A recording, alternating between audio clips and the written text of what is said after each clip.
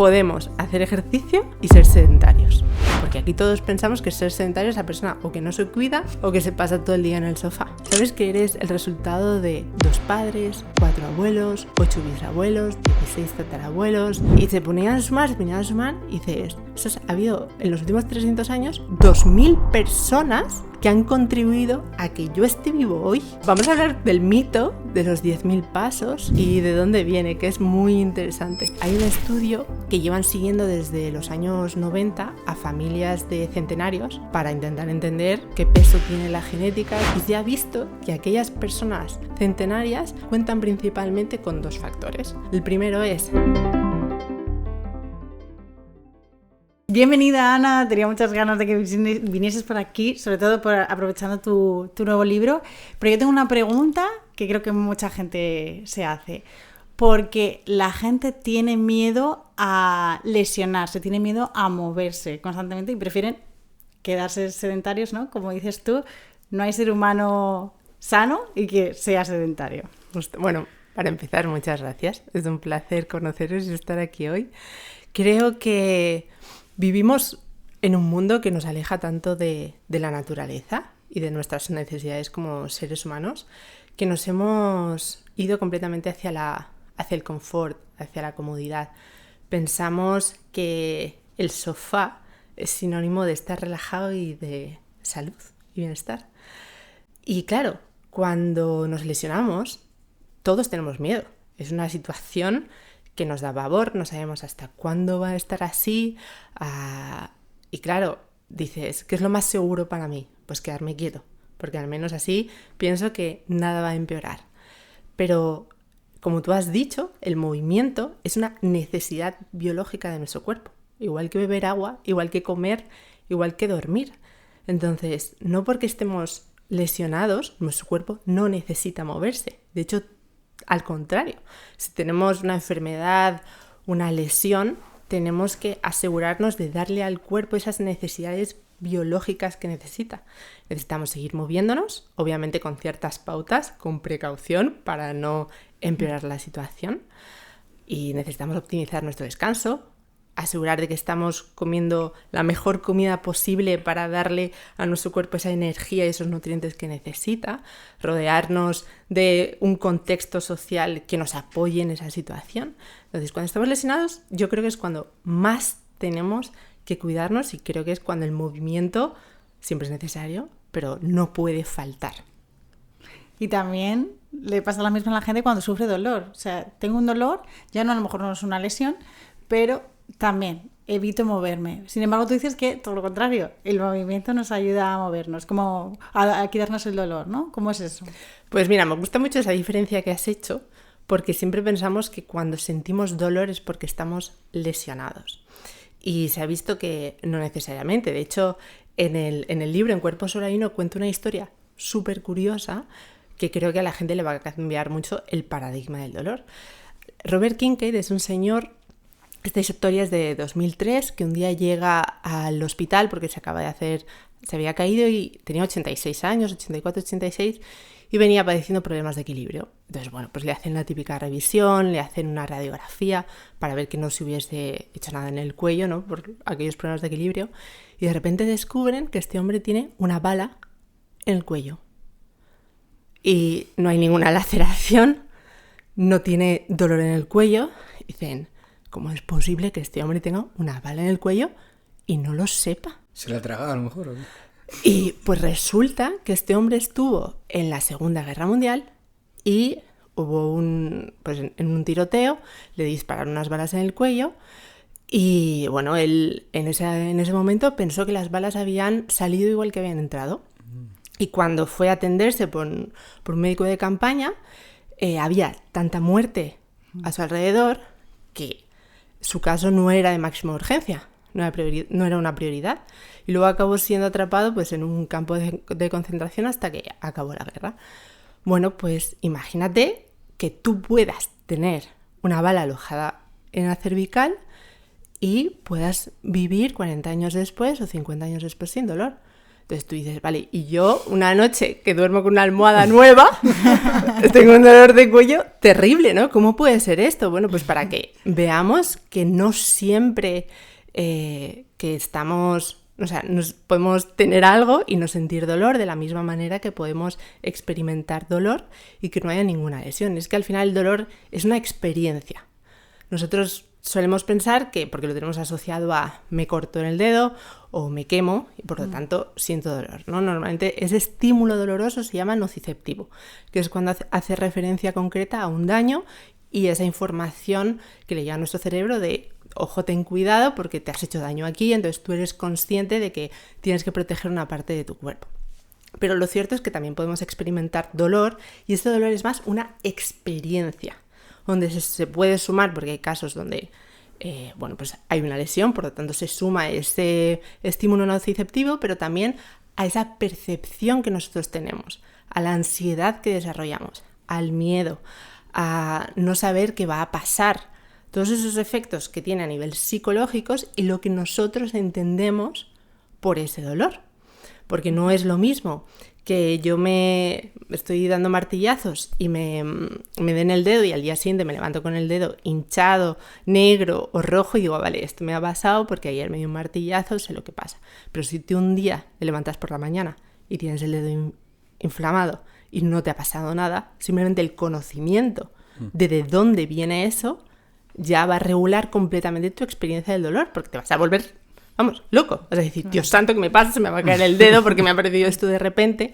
Y esa experiencia va a ser muy diferente. Así tú entiendes el origen, el por qué sucede. Entonces, volviendo a tu pregunta de por qué cuando tenemos dolor es tan importante movernos, para empezar, porque tenemos que mantener la capacidad de los tejidos en el caso que haya una lesión.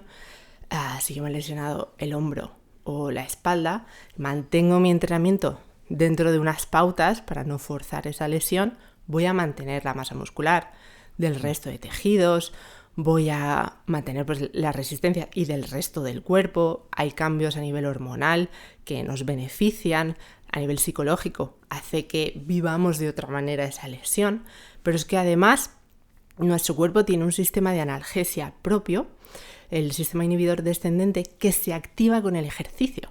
Entonces no nos sorprende que aquellas personas deportistas tienen una tolerancia al dolor que es increíble. Y yo creo, y seguramente muchos de nosotros también, conforme vamos entrenando y nos metemos en el mundo del deporte, te das cuenta de que ahora eres capaz de lidiar con esa falta de aire, con ese dolor muscular, muchísimo mejor que cuando empezaste.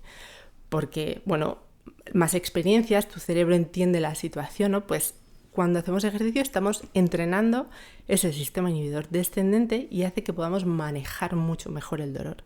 Entonces tú imagínate una persona que tiene una lesión que siente dolor, en ese momento deja de moverse, su cuerpo va a ir perdiendo capacidad, porque al final los tejidos se mantienen en tanto que mantienen el estímulo y luego encima no le estamos ayudando a la hora de inhibir esa señal, de modular el dolor y de que nuestra experiencia haga que nos sintamos resilientes, que no nos sintamos frágiles, porque yo puedo tener dolor y si sigo moviéndome, pues mi percepción de mí mismo, de mi capacidad, de mi seguridad se mantiene. Pero si encima tengo dolor y no me muevo, la próxima vez que vaya a hacer algo me voy a sentir tan frágil, me va a costar todo tanto que va a ser mucho más difícil volver al ciclo. Entonces, si alguien siente dolor, que contacte con un fisio, con un entrenador y que le dé pautas concretas para que se sienta seguro, pero tiene que seguir entrenando y moviéndose. Totalmente. Joder, qué interesante todo lo que has contado. La verdad que me he quedado wow, qué bien explicado, qué de información y qué interesante. Hago este breve parón para recordaros un dato real. 9 de cada 10 personas que estéis viendo este vídeo no estáis suscritos al canal. Y realmente suscribiros al canal no cuesta nada, es gratis, solo tienes que clicar un botón y nos ayudáis un montón. ¿Por qué? Porque así podemos hacer mejores episodios, traer a mejores invitados y crecer mucho más. Así que, si te gusta nuestro canal, si te gusta Todo se entrena, suscríbete, nos ayudas un montón y ponnos en comentarios qué es lo que más está gustando de este episodio. Continuamos con el episodio. Y aquí me surgen dos cosas que yo creo que a lo mejor hay un problema en la sociedad en relación al dolor, que una es, por ejemplo, veo que mucha gente que tiene cualquier tipo de dolor o lesión, más dolor, lo que hace es, me duele aquí la espalda, tal, voy a ir a la farmacia, me tomo esta pastilla y ya está. Y claro, yo cuando me pasa en algún amigo cercano le digo, pero tienes que ver de dónde viene ese dolor. O sea, ese dolor viene por una mala postura, a lo mejor incluso por estrés o por muchas cosas. Tienes que ver como de dónde viene ese dolor. Eso por un lado. Y ellos se medican y ya está. Y ahí entramos en la pregunta que te quería hacer. O sea, ¿realmente vivimos en una sociedad que con el tema del dolor y las lesiones está sobremedicalizada? Pues mira, se ve que en España hay 1 de cada 4 personas que padece dolor crónico. Y de hecho la media suele ser de aproximadamente unos 6 años, lo cual eso hace que estas personas lidien con problemas de depresión, de ansiedad que afecta a su calidad de vida. Y tenemos que entender que, aunque es difícil, pero el dolor forma parte de la vida. Forma parte, es como el sufrimiento, es como las emociones que no nos gustan, forman parte de. Entonces creo que es muy importante lo que tú has dicho, entenderlo. Y verlo como una señal, no como una condena, no como algo que forma parte de tu identidad y que va a estar contigo para siempre. Que no es crónico, ¿no? Es una señal, incluso el dolor crónico se define como aquel que perdura más allá de los 3 a 6 meses.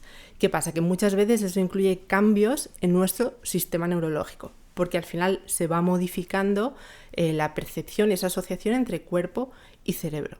Y cuando mantenemos ese dolor crónico a lo largo del tiempo, nosotros también empezamos a generar una asociación de, vale, cada vez que yo muevo la espalda, me duele, y empiezo a prever ese dolor, empiezo a anticiparlo y por lo tanto tengo mucho miedo de hacer cualquier cosa.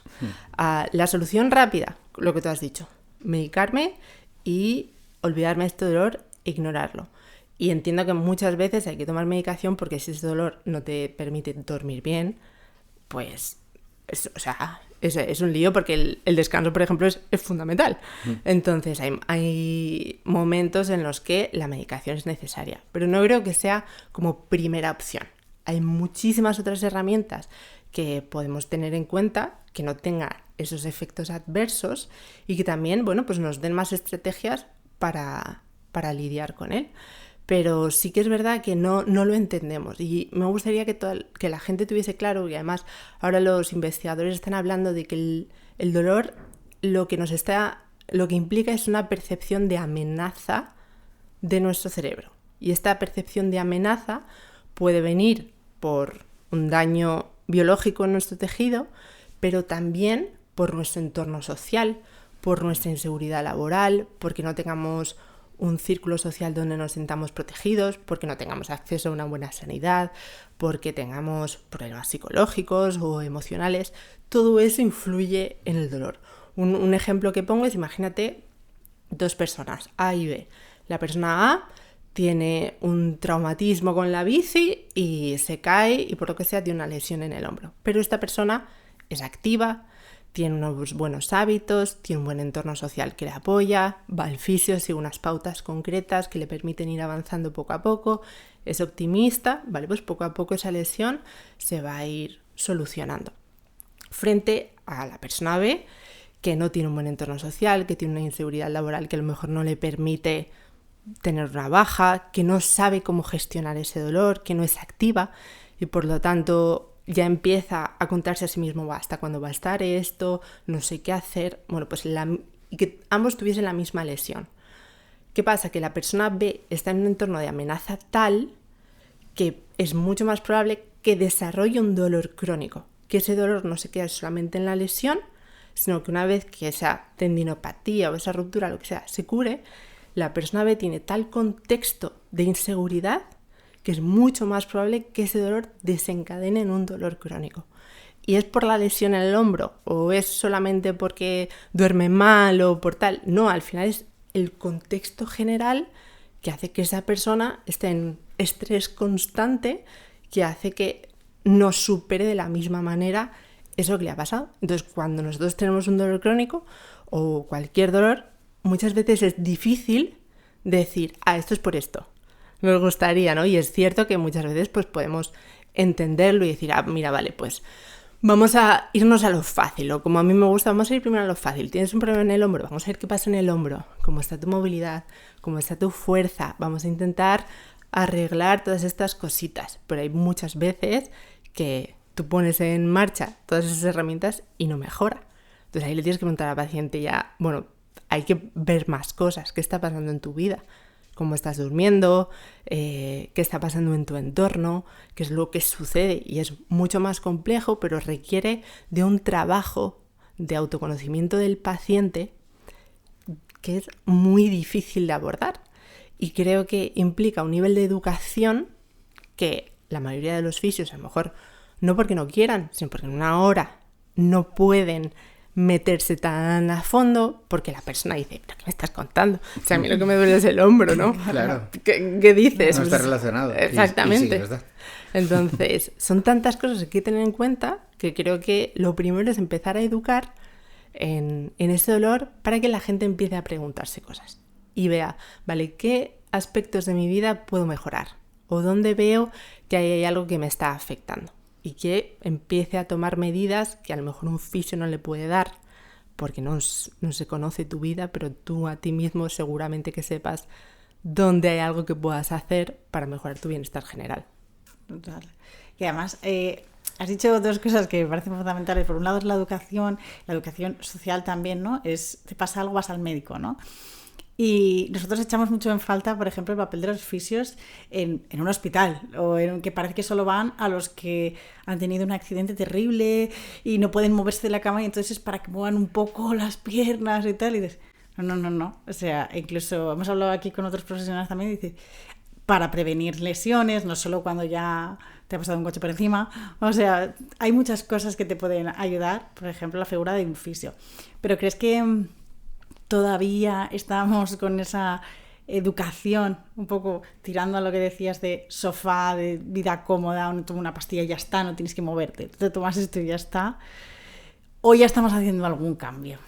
Yo creo que al final la medicina está centrada en la enfermedad, no está centrada en la salud. Y la fisioterapia, al menos cuando yo he estudiado, también está centrada en las lesiones. No está tan centrada en mantenerte saludable.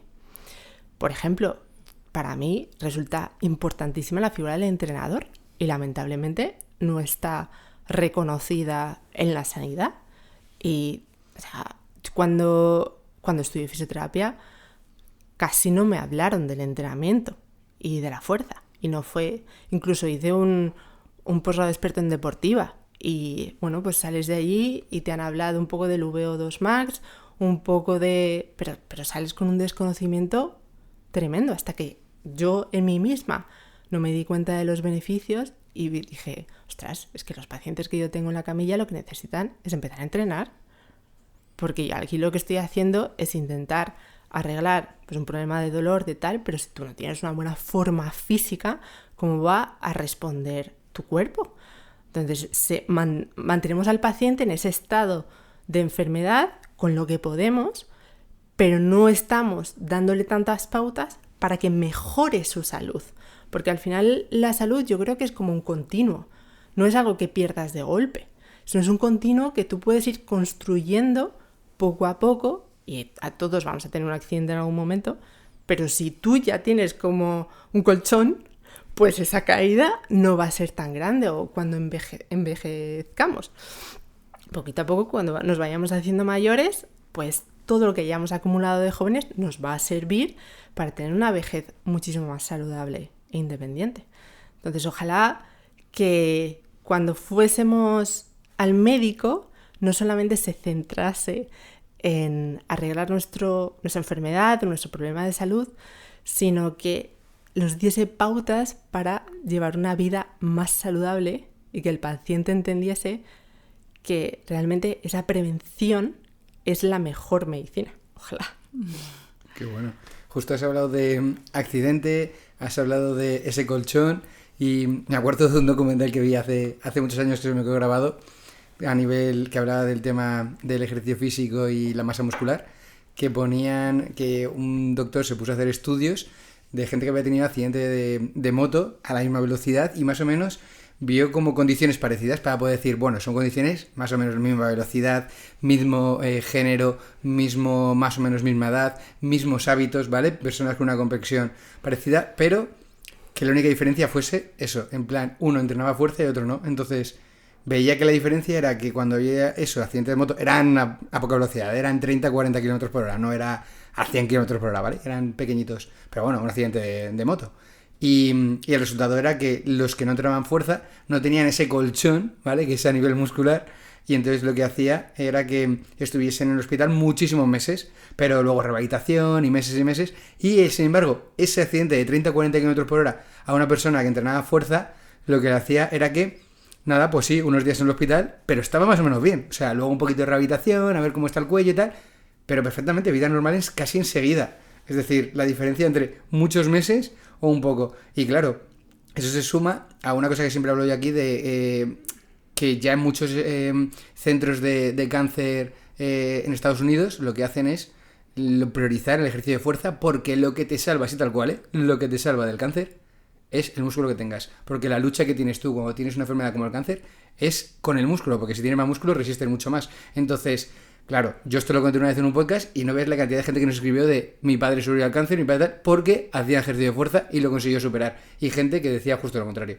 Así que qué importancia le das a la musculatura, lo has explicado muy bien, pero entramos un poquito en ese tema si quieres.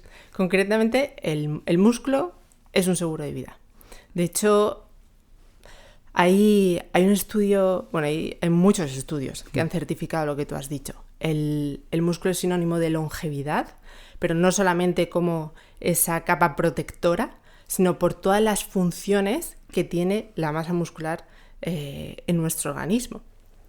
Por ejemplo, ese músculo sirve de almacén de aminoácidos que se van a utilizar para que nuestro sistema inmune pueda trabajar correctamente cuando tenemos algún tipo de resfriado, cuando tenemos alguna infección.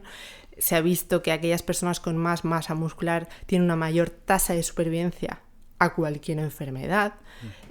Uno de los riesgos que cada vez se escucha más de los oncólogos es esa pérdida de masa muscular con el cáncer, y como aquellas personas que tienen esa masa muscular tienen una mayor protección, porque al final no es solamente la enfermedad, sino las secuelas de te vas a sentir muy débil, no vas a querer hacer nada. Entonces ese reposo al que casi te sientes que vas a necesitar, porque no vas a tener fuerza, porque te vas a sentir mal.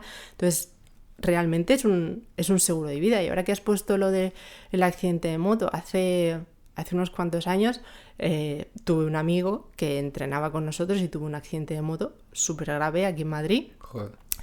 Y nada, iba a tomar una calle y un coche justamente le embistió. ¿No? Estuvo en la UCI como 10 días, perdió muchísima masa muscular y el médico le dijo, si no hubiese sido por tu masa muscular, no lo habrías contado. Wow. Y en parte le reventó completamente el fémur. Cuando empezamos a hacer la rehabilitación le faltaba un trozo de hueso así y empezamos a hacer sentadillas y él sin hueso. Le habían colocado clavos para indicar cómo el hueso tiene que crecer, pero gracias ya solamente en ese momento crítico de la UCI, de estar 10 días sin levantarte de la cama, imagínate la masa muscular que vas a perder ahí, y luego cuánto se va a alargar tu rehabilitación, porque si ya tienes una base física, se va a hacer muchísimo más fácil, pero otra cosa que es muy importante y que vosotros le dais mucha importancia es esa capacidad mental que tú ya has desarrollado y que sabes que esto cuesta y sabes que te va a costar, pero que poquito a poco va a ir mejor. Entonces creo que eres capaz de enfrentarte a esa situación con otra actitud, porque ya has vivido situaciones no iguales, pero parecidas, de incomodidad, donde el esfuerzo físico cuesta, donde te mareas cuando haces un esfuerzo grande de fuerza, donde te cansas y no te asustas tanto. Entonces esa experiencia tuya también te permite gestionar esas situaciones muchísimo mejor. O sea que el músculo es sinónimo de vida. E incluso otro estudio muy interesante que compara 3 grupos de personas, les evalúan la fuerza en base a la fuerza de agarre, que es la típica medida que se toma en los estudios para valorar la fuerza de alguien, y se los divide en fuertes y en débiles. Entonces esa fuerza que ellos son capaces de producir también se valora como en 3 percentiles: fuerza absoluta, fuerza relativa al peso o fuerza relativa al IMC. Pues se ve que aquellas personas que que son débiles en un criterio, frente a las que son débiles en 2 criterios o 3, van a tener una distinta probabilidad de morir. Aquellas personas que son más débiles parece ser que mueren antes que las personas que no son tan débiles. O sea que incluso existe una relación entre mortalidad y fuerza. Así que todo el mundo debería tenerlo en cuenta, pero además, ya no solo por morir, sino por tu calidad de vida. Claro. Cómo vas a vivir tus últimos años de vida, cómo quieres que sea tu vejez, que quieres ducharte solo, vestirte solo, cocinar tu comida, y eso, la masa muscular es el mejor aliado. Totalmente. Sí, la verdad que sí. Además, eso en gente mayor, yo he visto algún vídeo en redes sociales muy chulo de rollo que sale a lo mejor un entrenador haciendo así pesas y dice, no, es cuando, o la bombona que vas a levantar cuando seas mayor, o el armario, ¿qué tal? Y están haciendo un ejercicio así para que la gente lo relacione un poco, porque no lo ven un poco con ese punto de vista. Pero bueno, ya entrando otra vez en el tema de, bueno, hemos nombrado tu libro, que tenemos muchísimas ganas de leerlo, que nos lo has puesto aquí, y la verdad que tenemos muchísimas ganas. Ya lo hemos estado hablando detrás de cámaras, que es el típico libro que nos compraríamos Sergio y yo por lo menos. Y entonces hablas de hábitos, en relación al dolor, para ganar años, tal. Dinos un hábito así que pueda estar en el libro, aunque en el libro va a estar mucho mejor explicado, pero un hábito para el dolor, o sea, para prevenir el dolor o para aliviarlo. Pues mira, lo hemos mencionado, pero de los 10 hábitos de cuerpo solo hay uno de ellos que es: si te duele, muévete. Ese es un hábito que la gente tiene que tener clarísimo.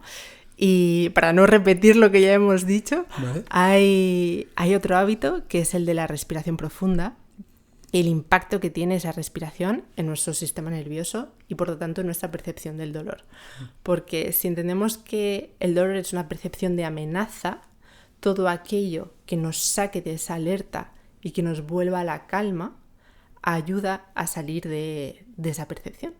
Entonces existen estrategias de respiración profunda que uno puede aplicar para que cuando siente dolor, pues disminuir esa señal. Así que la respiración es una de ellas. También un aspecto súper desconocido que ahora se le está empezando a dar esa visibilidad, ¿no?, al tema de la respiración, breathwork, tanto para tener mayor capacidad pulmonar, como lo que dices, para el dolor, como para los atletas, para mil cosas, ¿no?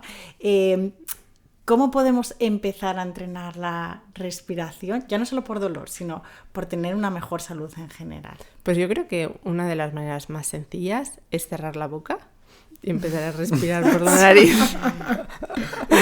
Esa es una de las más sencillas, porque vamos a modificar un poco al final. Nuestra respiración habla mucho de nuestro estado nervioso, por así decirlo, ¿no? Un momento en el que estamos, pues eso, con ese sistema simpático activo, entrenando, vamos a respirar por la boca, no nos damos cuenta cuando estamos relajados, podemos respirar mejor por la nariz. Entonces, de la misma manera que lo bueno que tiene la respiración es que es voluntaria e involuntaria. Entonces, nosotros tenemos la capacidad de activar esa conexión con nuestro cerebro a través de la respiración. Y cuando nosotros respiramos por la nariz, estamos modificando esa señal, esa conversación, y mejorando nuestra capacidad de relajarnos. Antonio Valenzuela con su libro El nervio vago hace mucho hincapié en esa capacidad que tenemos nosotros de relajarnos y de llevarnos a un modo de regeneración, de recuperación. Así que sí, algo muy sencillo es lo que decía: cerrar la boca, empezar a respirar por la nariz y prestar atención, ganar conciencia de cómo estamos respirando. Y bueno, nos has comentado antes que tú vivías en un sitio con mucha naturaleza y seguro que el aire está mucho más limpio que aquí, que en Madrid, que estamos ahora en Madrid grabando. 100% nosotros lo notamos cuando vamos a la playa, que es donde normalmente estamos ahí residiendo, porque estamos con la naturaleza y tal, y se nota muchísimo, ya no solo lo que es el aire, sino la contaminación acústica, que nos parece muy importante. Pero es tan importante eso, o sea, el tema de la naturaleza, la contaminación, o sea, afecta tanto, ya no solo en el tema de la respiración, sino en otras partes. Al final, nosotros, bueno, tenemos que recordarnos que somos animales, que somos la consecuencia de un proceso evolutivo que ha discurrido a lo largo de miles de años en un entorno natural. Entonces, muchísimas de las adaptaciones de nuestro cuerpo han surgido en base a ese entorno en el que hemos evolucionado. Y nuestra fisiología, incluso muchos de nuestros comportamientos, responden a ese entorno. Nosotros como seres humanos necesitamos oxígeno, necesitamos el contacto con la naturaleza. Y yo creo que se ve mucho en cosas pequeñas, ¿no? Como por ejemplo, cómo nos relaja el sonido de los pájaros, cómo nos relaja el ver el amanecer, el mirar al horizonte. Es que hemos vivido con eso a lo largo de los miles y millones de años. Que te dé el sol así en la cara. Que te dé el sol, que te muevas. Es normal que pases hambre de vez en cuando, que te levantes con el sol, que te acuestes cuando es de noche, que estés rodeado de personas que conoces y que haya unos vínculos donde haya una cooperación entre nosotros. Entonces, al final, ahora mismo estamos tan acostumbrados a vivir en la ciudad, a que no nos dé el sol, a rodearnos de desconocidos todos los días, a que nos lleguen mensajes de personas que no conocemos de nada. Lo hemos normalizado, pero nuestro cuerpo sigue teniendo esas necesidades biológicas que estaban antes. Y no podemos olvidarlo, y sobre todo en un contexto de salud, porque la salud no va separada de nuestro contexto evolutivo, hay que entenderlo todo en su conjunto. Qué bueno, además, como también eres antropóloga, a mí me genera mucha curiosidad, ¿no? Esa visión también del entorno, que lo has nombrado de muchas formas y tal, de cómo nos influye. Y si te das cuenta, cuando los que vivimos fuera de ciudades grandes, conoces al vecino, te pasas, oye, mira que me ha sobrado tal, te lo dejo tal, no sé cuánto, tal. En las ciudades, tú puedes estar viviendo 20 años en el mismo edificio y no conocer al vecino de al lado, ¿no? Y es verdad que eso nos hace estar incluso más relajados, más seguros también, ¿no? Porque confías en el que está al lado, entonces tu cuerpo también lo nota. Pero ¿qué parte de responsabilidad tiene también el entorno, ¿no? Estar en un entorno a lo mejor que se cuida mucho o que no tanto, que se mueve o que no. ¿Qué parte tiene ese entorno? Pues al final somos animales sociales y nosotros, nuestros primeros hábitos, cuando crecemos nosotros sabemos que tenemos que encajar en nuestro grupo porque dependemos del grupo. Entonces aprendemos desde muy pequeños cómo podemos encajar mejor. Nosotros, hay una frase de James Clear, el escritor de Hábitos Atómicos, que me encanta, y dice: nosotros no elegimos nuestros primeros hábitos, el entorno los elige por nosotros. Entonces, al final nosotros estamos creciendo y estamos desarrollando un sentido de lo que deben ser las cosas para poder encajar, porque necesitamos que nuestro entorno nos apruebe, porque lo necesitamos para nuestra supervivencia, no podemos sobrevivir solos. Entonces vamos desarrollando poco a poco hábitos, maneras de ver la salud, maneras de ver el mundo que dependen de tu colegio, de tu barrio, por supuesto de tu familia. Y puede ser que llegue un momento que de mayor te des cuenta de que, ostras, estoy viviendo de una manera que no sé por qué, pero al final es todo lo que has recibido a lo largo de los años. Y a veces nos toca replantearnos, bueno, ¿es esto lo mejor para mí? O a lo mejor tengo otros objetivos y necesito reevaluar este contexto, porque realmente somos la frase esta, ¿no? De somos el resultado de las 5 personas que más nos rodean. Bueno, igual eso es una exageración, pero sin lugar a dudas nuestro entorno va a definir quiénes somos. Yo no soy la misma persona cuando estoy con mi madre que cuando estoy con mis alumnos de movilidad, que cuando estoy aquí con vosotros. Pero no porque esté cambiando de personalidad, sino porque yo soy Ana y en base al contexto me amoldo a las necesidades. Y lo hacemos inconscientemente. De hecho, uno de los hábitos del libro es rodéate de tu tribu, porque creo que hay muchas personas que están deseando cuidar su salud o están deseando empezar a hacer ejercicio y comer bien, pero en su entorno es muy difícil hacer el cambio. Les miran raro, te empiezan a plantear preguntas, pero ¿y por qué haces esto? ¿Por qué ahora has decidido cambiar? Y esa presión social te limita en muchos aspectos.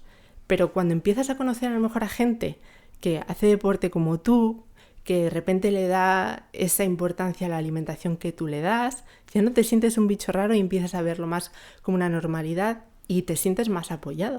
O sea, al final, el contexto, yo no sé si decir que lo es todo, pero desde luego es muy, muy, muy importante.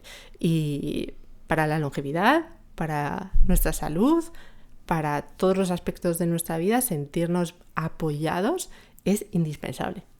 Totalmente. Yo creo que la gente que consigue éxitos a nivel personal muy grandes y viene de un entorno muy malo, creo que tiene más mérito. Por eso justo.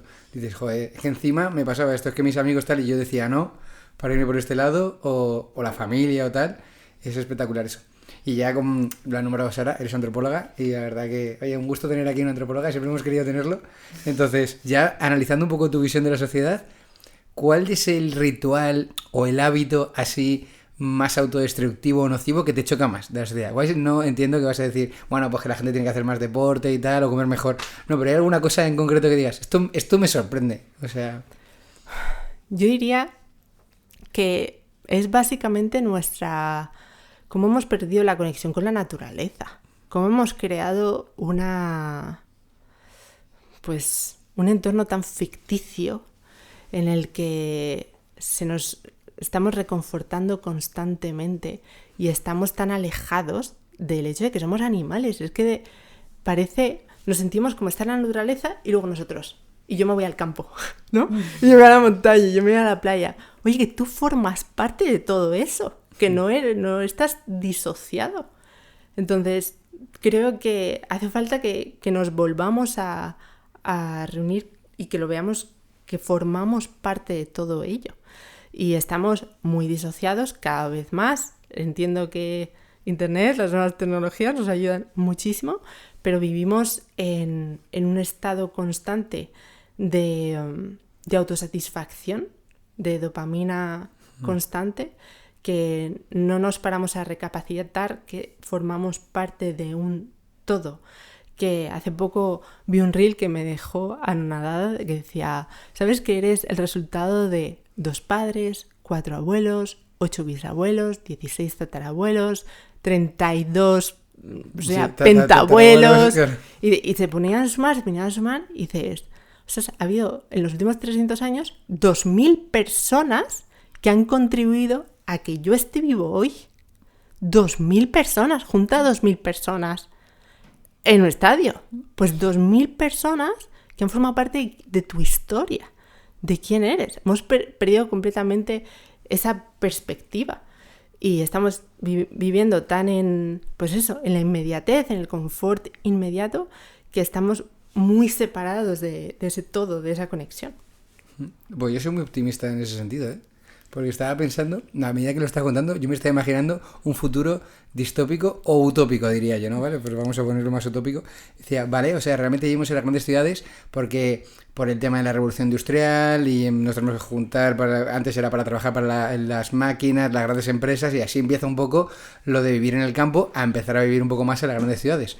Entonces, ahora está empezando una especie de nueva sociedad en la que cada vez hay más teletrabajo, más tal.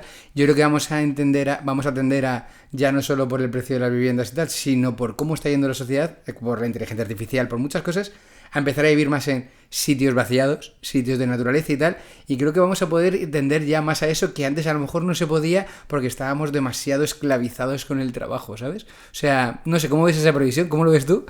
¿Crees que vamos para bien? O sea, ¿crees que va a haber una tendencia tal o crees que no? No lo sé. Es nada muy difícil, ¿eh? Ojalá. La verdad es que, bueno, yo igual que vosotros, para mí fue la pandemia. Después de 3 meses encerrados en un estudio en Madrid, dijimos, nos vamos. No podemos volver a estar aquí.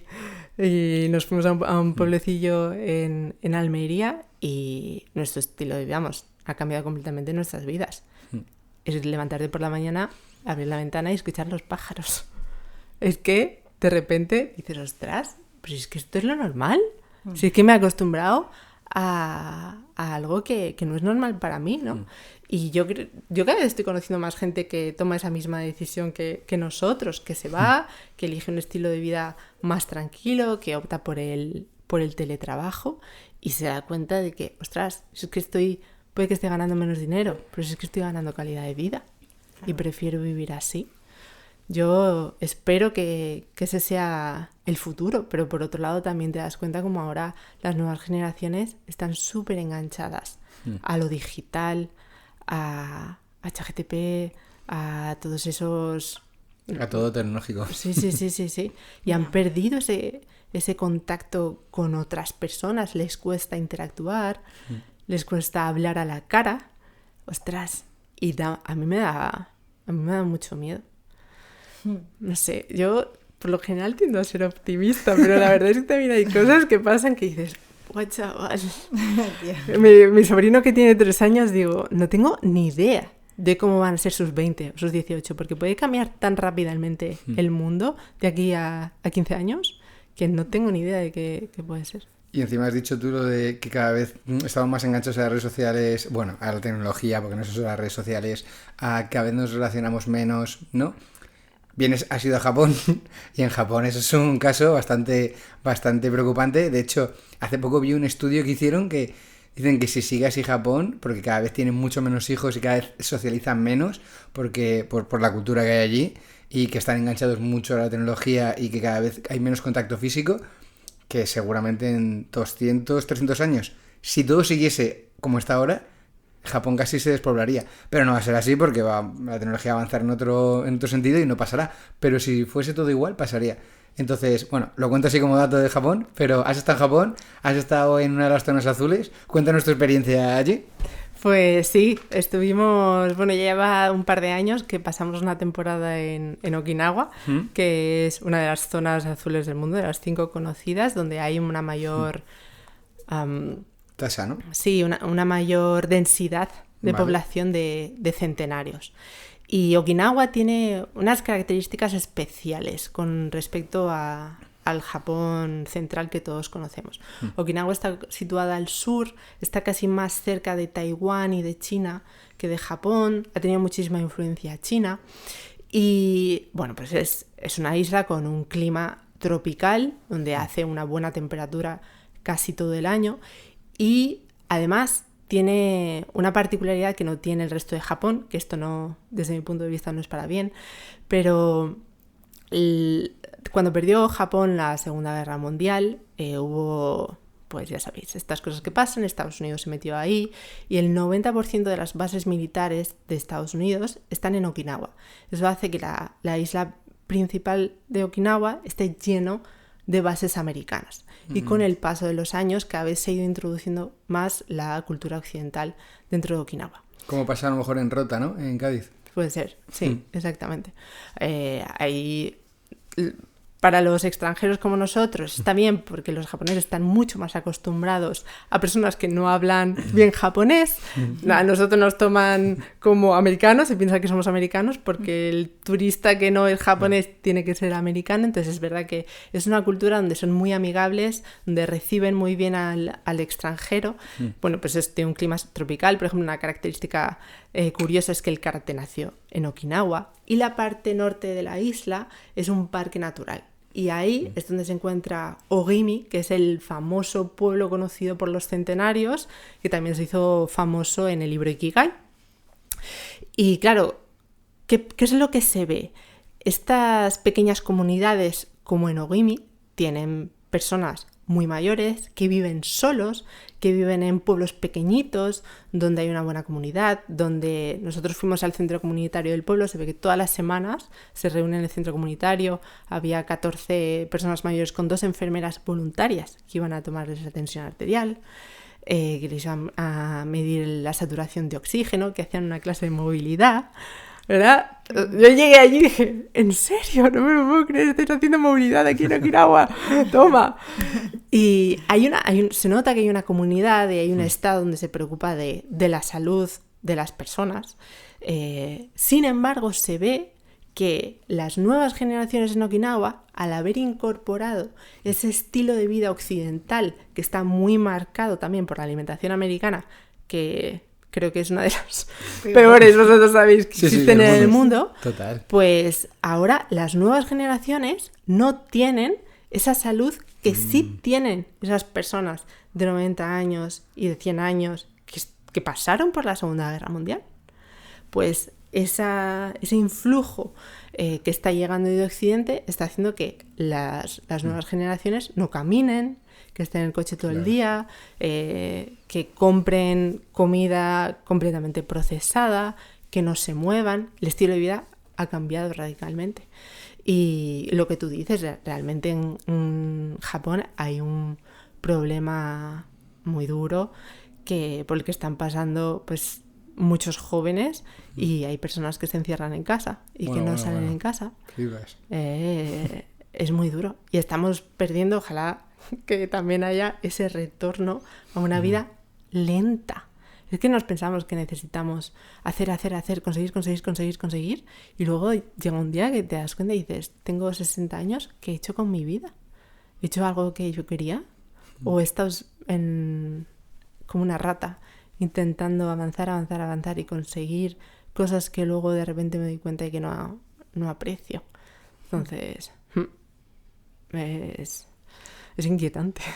Y de todas las cosas que viste allí en Okinawa, ¿cuál es el hábito o lo que, aparte a lo mejor dices la movilidad, ¿no? Pero ese hábito que dices, ostras, es que esto es súper sencillo y alargaría muchísimo la vida a todo el mundo?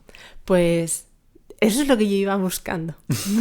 ¿Qué hacen? ¿Qué hacen exactamente, no?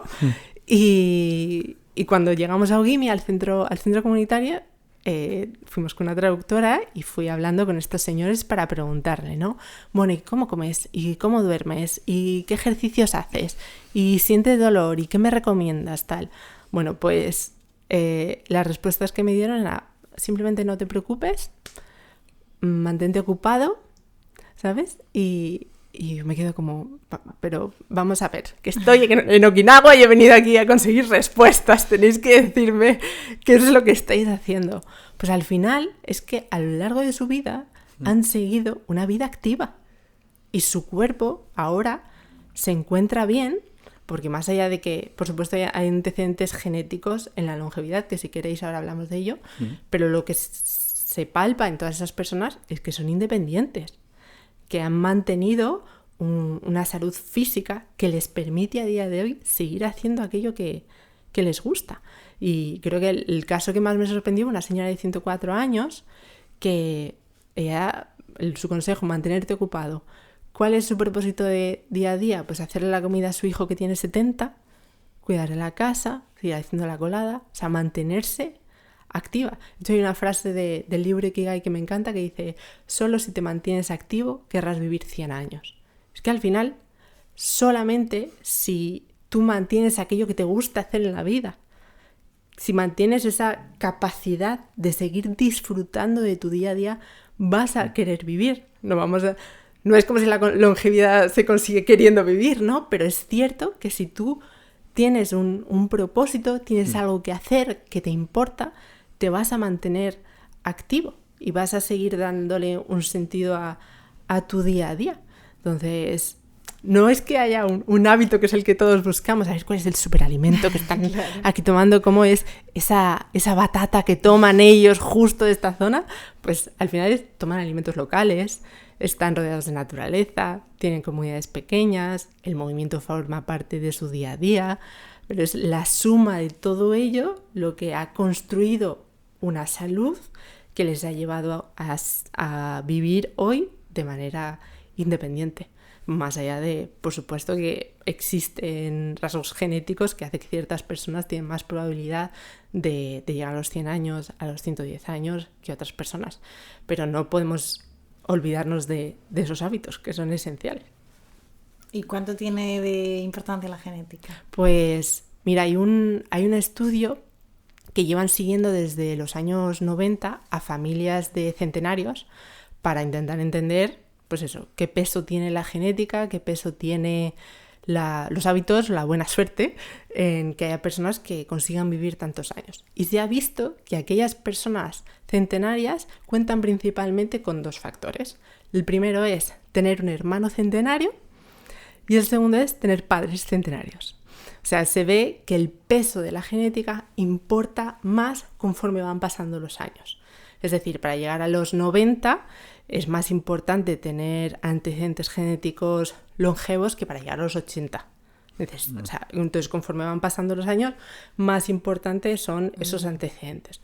Pero Peter Attia, que es un médico americano, la pregunta que hace es ¿cómo podemos nosotros, mediante nuestros comportamientos, intentar conseguir lo mismo que consiguen los centenarios gracias a sus genes?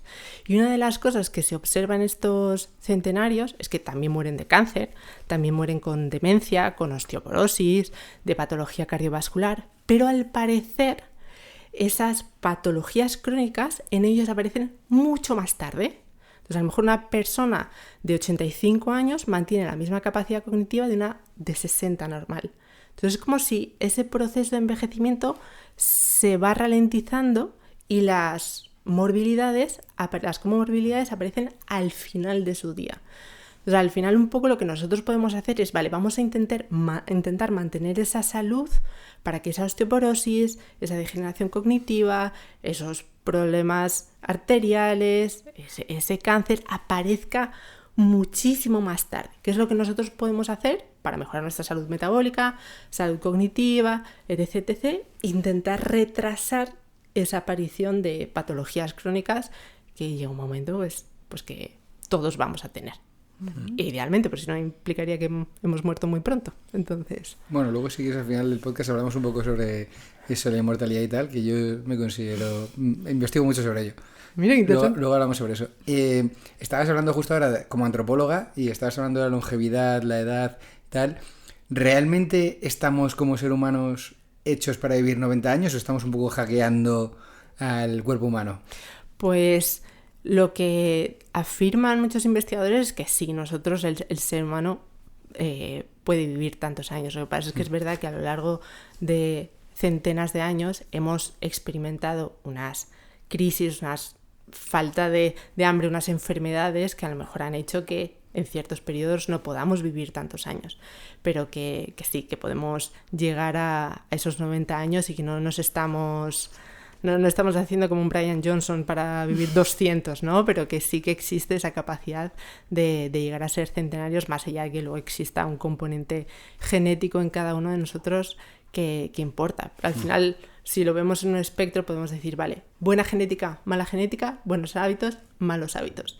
Si se suman mala genética con malos hábitos, pues bueno. Pero sí, aunque tengamos mala genética, por decir mala, simplificando mucho, que la gente no es nada bueno ni nada malo, ¿no? Pero si a lo mejor tenemos una genética que no nos está llevando hacia esa longevidad, nosotros podemos intentar sacar el máximo partido a través de nuestras decisiones en la medida de lo posible, intentar reconsiderar el entorno en el que vivimos para optimizar al máximo nuestra esperanza de salud, porque al final también tenemos que distinguir mucho entre lo que está bien y lo que es óptimo para nosotros, que creo que ahí es muchas veces donde las redes sociales están confundiendo a las personas, ¿no? Que a lo mejor lo óptimo podría ser entrenar fuerza 5 veces a la semana, pero oye, está bien si haces 2 o si haces 3, frente a que hagas 0. Entonces esa diferencia entre lo que está bien y lo que es óptimo muchas veces nos está confundiendo. Total. De hecho, tú hablas también del tema de los pasos, que también todos decimos, ¿no? Tienes que hacer 8.000 pasos, ¿no? O tienes que hacer 10.000 pasos. Y tú también hablas de, oye, pues a lo mejor cuanto más pasos, más probabilidad, ¿no?, de que tu salud mejore. ¿Cuántos pasos hay que hacer al final? Muy buena pregunta. Mira, otro de los hábitos que vamos a desvelar de Cuerpo Solar Divino es sumapasos. Pues vamos a hablar del mito de los 10.000 pasos y de dónde viene, que es muy interesante. Se ve que después de la Segunda Guerra Mundial, en Japón había una empresa de relojes llamada Yamasato Kei que quería meterse en el sector médico y idearon un nuevo dispositivo que fue un podómetro, y el primero de todo Japón. ¿Qué pasa? Que bueno, pues en aquel entonces la gente no estaba muy ilusionada por contar los pasos que hacía al día, ¿no? Como vemos todos nosotros. Entonces, el equipo de marketing dijo, bueno, ¿cómo podemos hacer que este dispositivo se venda y que la gente quiera comprarlo? Dijeron, vale, pues vamos a poner en el nombre del dispositivo el objetivo. Y lo llamaron Manpokei, que quiere decir 10.000 pasos. Entonces, así es como, porque suena bien, porque es un número redondo, una empresa de marketing creó el mito de tenemos que caminar 10.000 pasos. Ahora es cierto, y las investigaciones demuestran que caminar más alarga la vida, que el número de pasos que damos está relacionado con un menor riesgo de mortalidad. Pero hay una diferencia entre decir que caminar es positivo para nuestra salud o decir que tenemos que caminar 10.000 pasos al día. Entonces, de hecho, hay un grupo de investigadores que quiso medir esto mismo, ¿no? ¿Cuál es el número que tenemos que dar exactamente para poder sacarle el máximo partido a nuestros pasos? Y cogieron de base un grupo de personas que caminaban 2.000 pasos al día. Y a partir de ahí fueron incrementando el número de pasos y fueron evaluando cómo disminuye el riesgo de mortalidad. Entonces, pasar de 2.000 a 2.500 pasos disminuía un 8%. Si bajabas hasta 8.800 pasos, disminuía el riesgo de mortalidad un 60%. Luego, los datos que ellos acumularon de la muestra, solo la gente como mucho caminaba 16.000. Entonces se vio que esa curva que bajaba, el número óptimo donde más beneficios se conseguían parecía estar en torno a los 8.800, pero aún así, si caminabas más, también ejercía un efecto positivo. Y de la misma manera también evaluaron cómo afecta la velocidad. Es lo mismo caminar despacio que caminar rápido. Y se vio que si caminabas a cadencias altas, era mejor caminar a cadencias moderadas o bajas. Y cuando evaluamos el desarrollo del VO2 max, de nuestra capacidad cardiorrespiratoria, y la zona 2, ¿no? El entrenamiento en zona 2, donde estamos haciendo alguna actividad, pero que es ligera, pues al final eso tiene una repercusión a nivel de nuestro corazón, de todo nuestro organismo, de la capacidad de nuestras mitocondrias de poder aprovechar ese oxígeno. Entonces, parece una tontería, pero es que uno va sumando, y de hecho uno de los ejercicios que hice para poner aquí en el libro era, vale, imagínate una persona que camina 3.000 pasos al día durante 50 años o una persona que camina 5.000 pasos al día. Pero al final tú sumas, claro, nosotros vemos a día de hoy, bueno, si de 3.000 a 8.000, ¿no? De 3.000 a 8.000 hay solo 5.000 pasos. No parece tanto en un día. Ostras, pero cuando sumas 30 años y 50 años, de repente hay una persona que ha caminado 5 millones de pasos más cuando llega a los 70. Claro. O sea, dime tú si 5 millones de pasos no tiene una repercusión en tu salud o en tus analíticas de sangre. Entonces, al final, ese es uno de los hábitos que yo creo que muchísima gente podría implementar, más que rapidísimo. Si es que es bajarte 2 paradas antes de metro. Si es que es ir caminando en vez de al supermercado que te pilla abajo de casa, al que tienes un poquito más lejos. E incluso personas deportistas. Que hay muchas personas deportistas que se piensan que con hacer 1 hora de ejercicio al día ya está, pero resulta que el resto del día se la pasan sentados.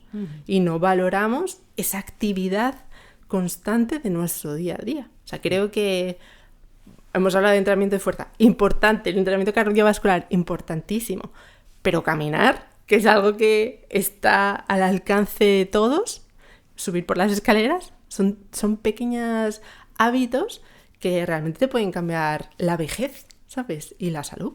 Totalmente, y encima como que la gente parece que le requiere mucho esfuerzo, tanto en entrenamiento de fuerza como lo de andar. Dicen, yo tengo para andar. Y ayer me pasó justo una cosa, porque fui a ver a un amigo mío, ya que estamos aquí en Madrid, pues igual que te pasa a ti, pues empiezas a ver a un montón de amigos, te aprovecho, y estoy viendo a mi amigo César que que trabaja en una empresa muy grande y tal, y entonces yo había quedado, pues, para tomarnos yo un agua, pues eso, tomar una Coca-Cola o algo así, no sé, también es un poco saludable, supongo, a lo mejor 2 aguas, da igual eso. El tema es que dice, oye, ¿te importa que hagamos una walking meeting? Y dice, hablamos andando. Y dice, digo, venga, una walking meeting, y nos vamos al retiro, y digo, joder, pues qué guay, vamos, walking meeting.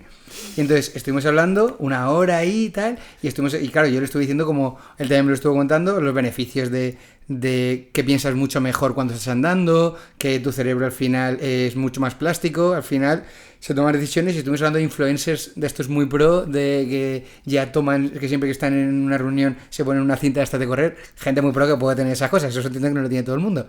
Y entonces salimos de la reunión, que estuvimos 1 hora andando, súper bien, y luego me mandó un audio a las 3 horas y me dice, tío, es que esto es la hostia, lo de los walking meetings. Voy a implantarlo.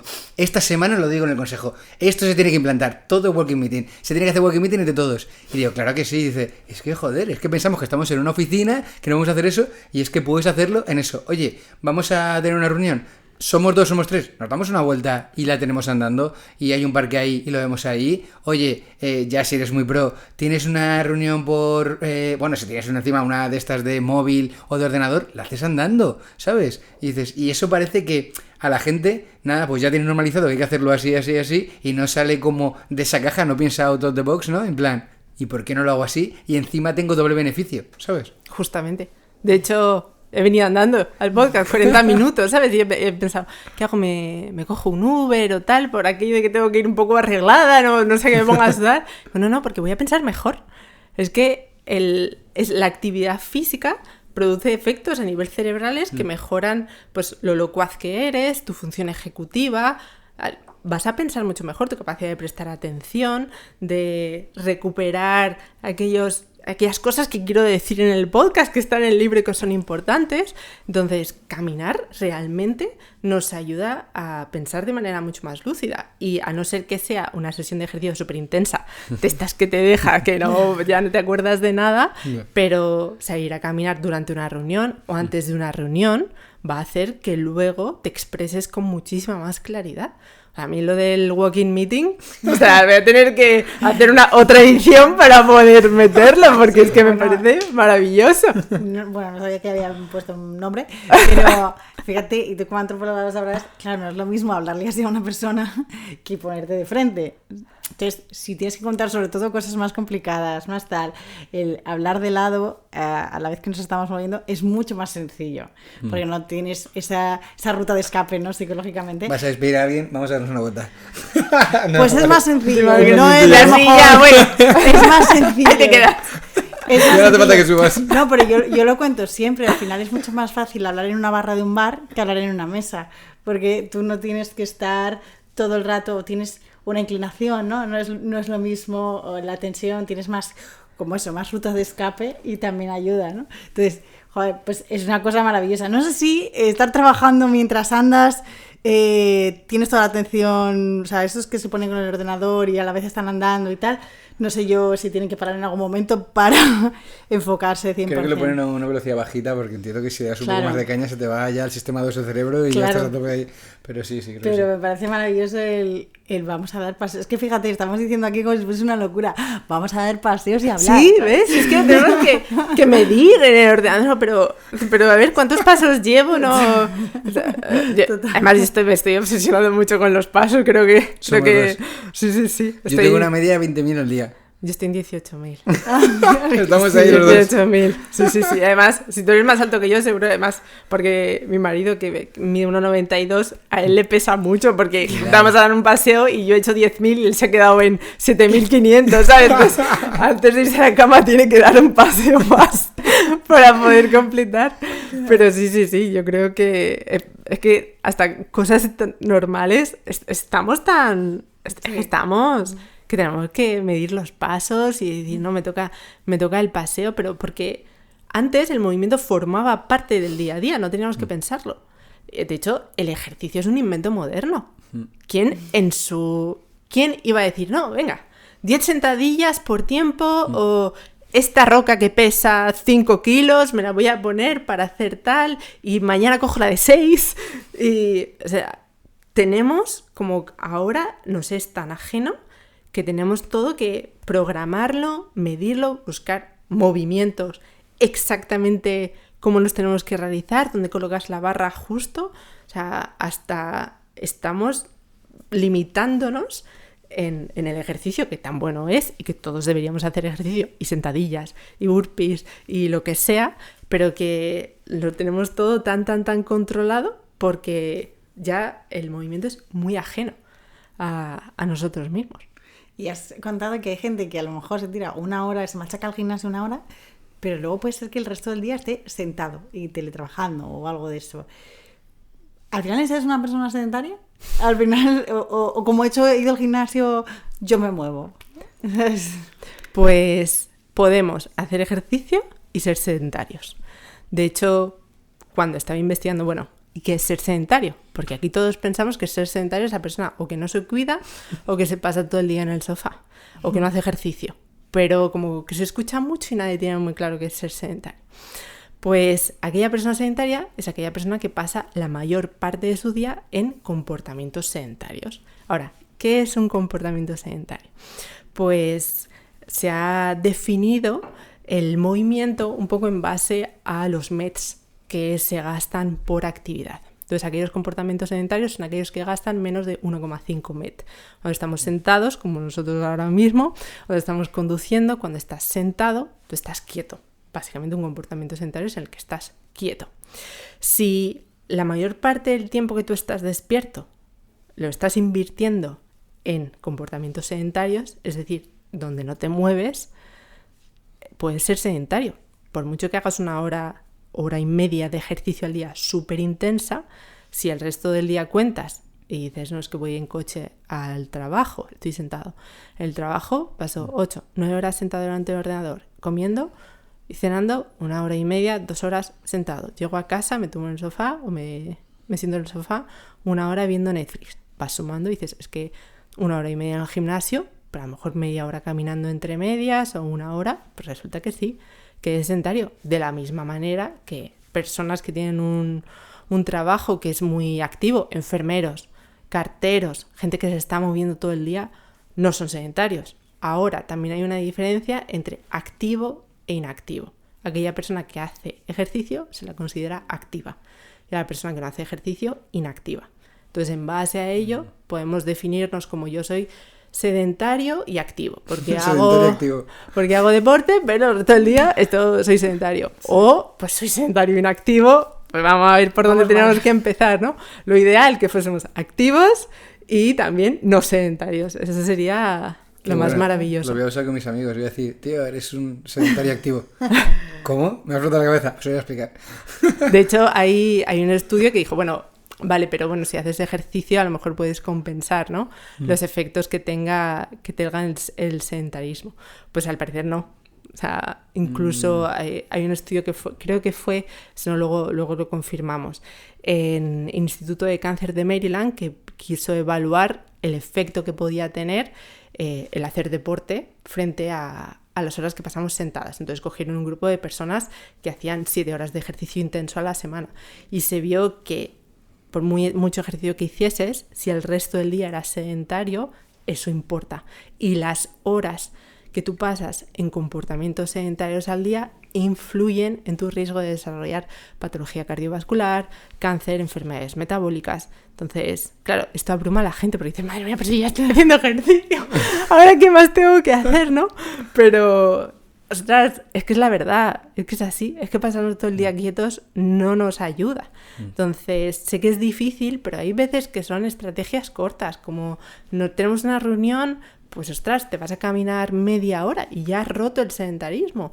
O te llaman por teléfono, lo coges mientras estás caminando. Después de comer, te pones a lavar los platos o sacas la basura, algo, ¿sabes? Mete movimiento de maneras muy tontas en tu día a día y al menos estás acumulando minutitos y eso se va notando. ¿Y el sedentarismo puede estar también relacionado con la rigidez mental, con la aversión al cambio? O sea, gente que es sedentaria al final también se mete en esa vida cómoda de sofá, del mismo trabajo siempre, porque al final no está moviéndose, no está activando ciertas partes de su cerebro, de su cuerpo y tal. ¿Está todo relacionado? Al final, el movimiento como es tan innato a nosotros, todos los sistemas de nuestro cuerpo dependen del movimiento, incluido nuestro cerebro. Antes decíamos que el caminar mientras tienes una reunión es que te permite ser mucho más ágil, tu fluidez, piensas mejor. E incluso se ha visto que aquellas personas que tienen una mejor, que están más en forma, un estudio súper chulo donde se coge a 3 grupos de mujeres y se las sigue a lo largo del tiempo y primero se les determina cómo están en baja forma, media forma o muy en forma. Se las sigue a lo largo del tiempo, pues se ve que aquellas mujeres que estaban muy en forma retrasaban la aparición de una degeneración cognitiva hasta 9 años frente al grupo de mujeres que estaba en baja forma. Tú imagínate eso, degeneración cognitiva. ¿Quién no quiere ganar al final de su día 9 años? Esto es un estudio, esto no sabemos que vayan a ser 9 años para todos, ¿no? Pero ¿quién no quiere ganar años de capacidad cognitiva al final de su vida? Si es que todo está relacionado. Y lo que tú dices, creo que además es un poco, no sé cómo se podría medir esto, pero es que es una actitud, es que cuando tú te mueves, cuando tú eres consciente de lo que tu cuerpo es capaz, ganas confianza en ti mismo, esa sensación de que eres capaz de conseguir cosas y al final se va guardando en ti, en quién eres, en tu identidad y no sé, yo tengo la sensación de muchas personas que son activas, que hacen ejercicio y que no sé si es el haber vivido el malestar, el ser consciente de, mira, soy capaz de superar situaciones incómodas, de enfrentarme a lo desconocido, a lo que no me gusta hacer. Eso te da seguridad en ti y en lo que eres capaz de conseguir. Entonces creo que esos efectos de que tiene el deporte y la actividad física se trasladan al resto de la vida. Por supuesto, hay personas que son motivadísimas y que muy seguras de sí mismas y no hace falta que hagan ejercicio, pero yo diría que es una buena manera de empezar y de demostrarnos a nosotros mismos de lo que somos capaces. Es un círculo virtuoso al final. O sea que se va retroalimentando todo, eso está claro. Igual que el otro es un círculo vicioso, exacto. Virtuoso y vicioso. Exacto. Qué bueno. Sí. Y bueno, estamos hablando de deporte y tal, cuando entraste un poco así en los inicios, la industria del fitness, que al final la fitness la gente se piensa que es musculación, tal, no, es al final la industria un poco de cuidarse y tal. ¿Qué es lo que más te llamó la atención? ¿Qué cosas crees que se tienen que cambiar todavía? Bueno, un poco... Cuando yo estaba estudiando fisioterapia, era en tercero de carrera, fue cuando me diagnosticaron una condromalacia. Fue la primera vez que empecé a tener como un dolor de mi cuerpo que me impedía hacer cosas. Y gracias a profesoras de la carrera descubrí cómo el entrenamiento de fuerza podía ayudarme en esta rehabilitación. Y después de la primera vez que empecé a ir al gimnasio, bueno, había empezado a ir al gimnasio pero alguna cosilla suelta, y descubrí los beneficios que tenía en mi masa muscular, en mis capacidades. Pero aún así, cuando se me fue el dolor, dije, pues ya está. Y tenía como 20 años, creo que tenía. Bueno, pero aún así yo sabía que hacer ejercicio era importante. Entonces, ¿qué hacía yo? Me forzaba a salir a correr, me compraba alguna rutina de estas que vendían en internet en un PDF y me ponía a hacer puente de glúteos en casa y cosas con gomas, ¿no? Intentando como que me motivara tal, pero imposible. Y eso que había, lo que te digo, estudié fisioterapia. De hecho, quería dedicarme a la deportiva en un inicio, al final lo dejé, me dediqué más a la pediatría, pero me había formado en fisioterapia deportiva, etc. Nada, era como, es que no me gusta, es que no me gusta cansarme, es que no le encuentro, no tenía ganas de llegar al final del día y hacer deporte. Hasta que, gracias a un amigo que me invitó a una clase de CrossFit, pues de repente acabamos la clase y dije, ostras, qué bien me lo he pasado, he sufrido muchísimo, pero me lo he pasado increíble. Y me enganché. Entonces ya empecé a tomármelo más en serio y recuerdo un momento que me hizo clic, que fue cuando entendí que no podía hacer una dominada, era imposible, y de repente me piqué, yo tengo que conseguir hacer esto, yo tengo que conseguir hacer una dominada. Y entendí esa diferencia entre cómo parece mi cuerpo, cómo se ve mi cuerpo y lo que mi cuerpo es capaz de hacer. Y creo que por primera vez en mi vida empecé a entender el entrenamiento como el método que me permite ganar capacidades físicas y dejar de verlo como aquello que me ayuda a estar más delgada, a verme más músculo en las piernas o lo que sea. Y fue ahí como poquito a poco. También había un ambiente buenísimo dentro del box, entonces me fui enganchando y ya que me preocupaba, pues levantar más kilos en el snatch, me da exactamente igual como me viese en el espejo. Yo lo que quería era levantar más kilos, moverme más rápido, sufrir menos en la carrera, pero fue completamente un cambio de paradigma a la capacidad. Y cuando eso lo llevé a la consulta de fisioterapia, también cambió mucho mi percepción. Porque en vez de intentar paliar el síntoma de la persona, en vez de intentar, bueno, y ahora sientes menos dolor o tal, vale, te pasa esto en el hombro, ¿cómo podemos hacer que tu hombro esté más fuerte? Que sea más resiliente. ¿Cómo podemos ganar capacidad en el hombro? Porque al final, como hemos hablado antes, el dolor está tan relacionado con muchas variables que son casi incontrolables. Entonces, si siempre nos enfocamos en un síntoma que no podemos controlar, puede que a la larga nos vengamos abajo, sintamos que no progresamos, porque es algo además muy subjetivo, que varía de un día a otro. En cambio, tú sí puedes medir que ganes capacidad, que ahora puedes levantarte del sofá sin dolor, o que antes te costaba levantar el brazo y ahora ya lo puedes levantar. Entonces, enfocar esa rehabilitación más hacia ganar capacidad que hacia eliminar los síntomas.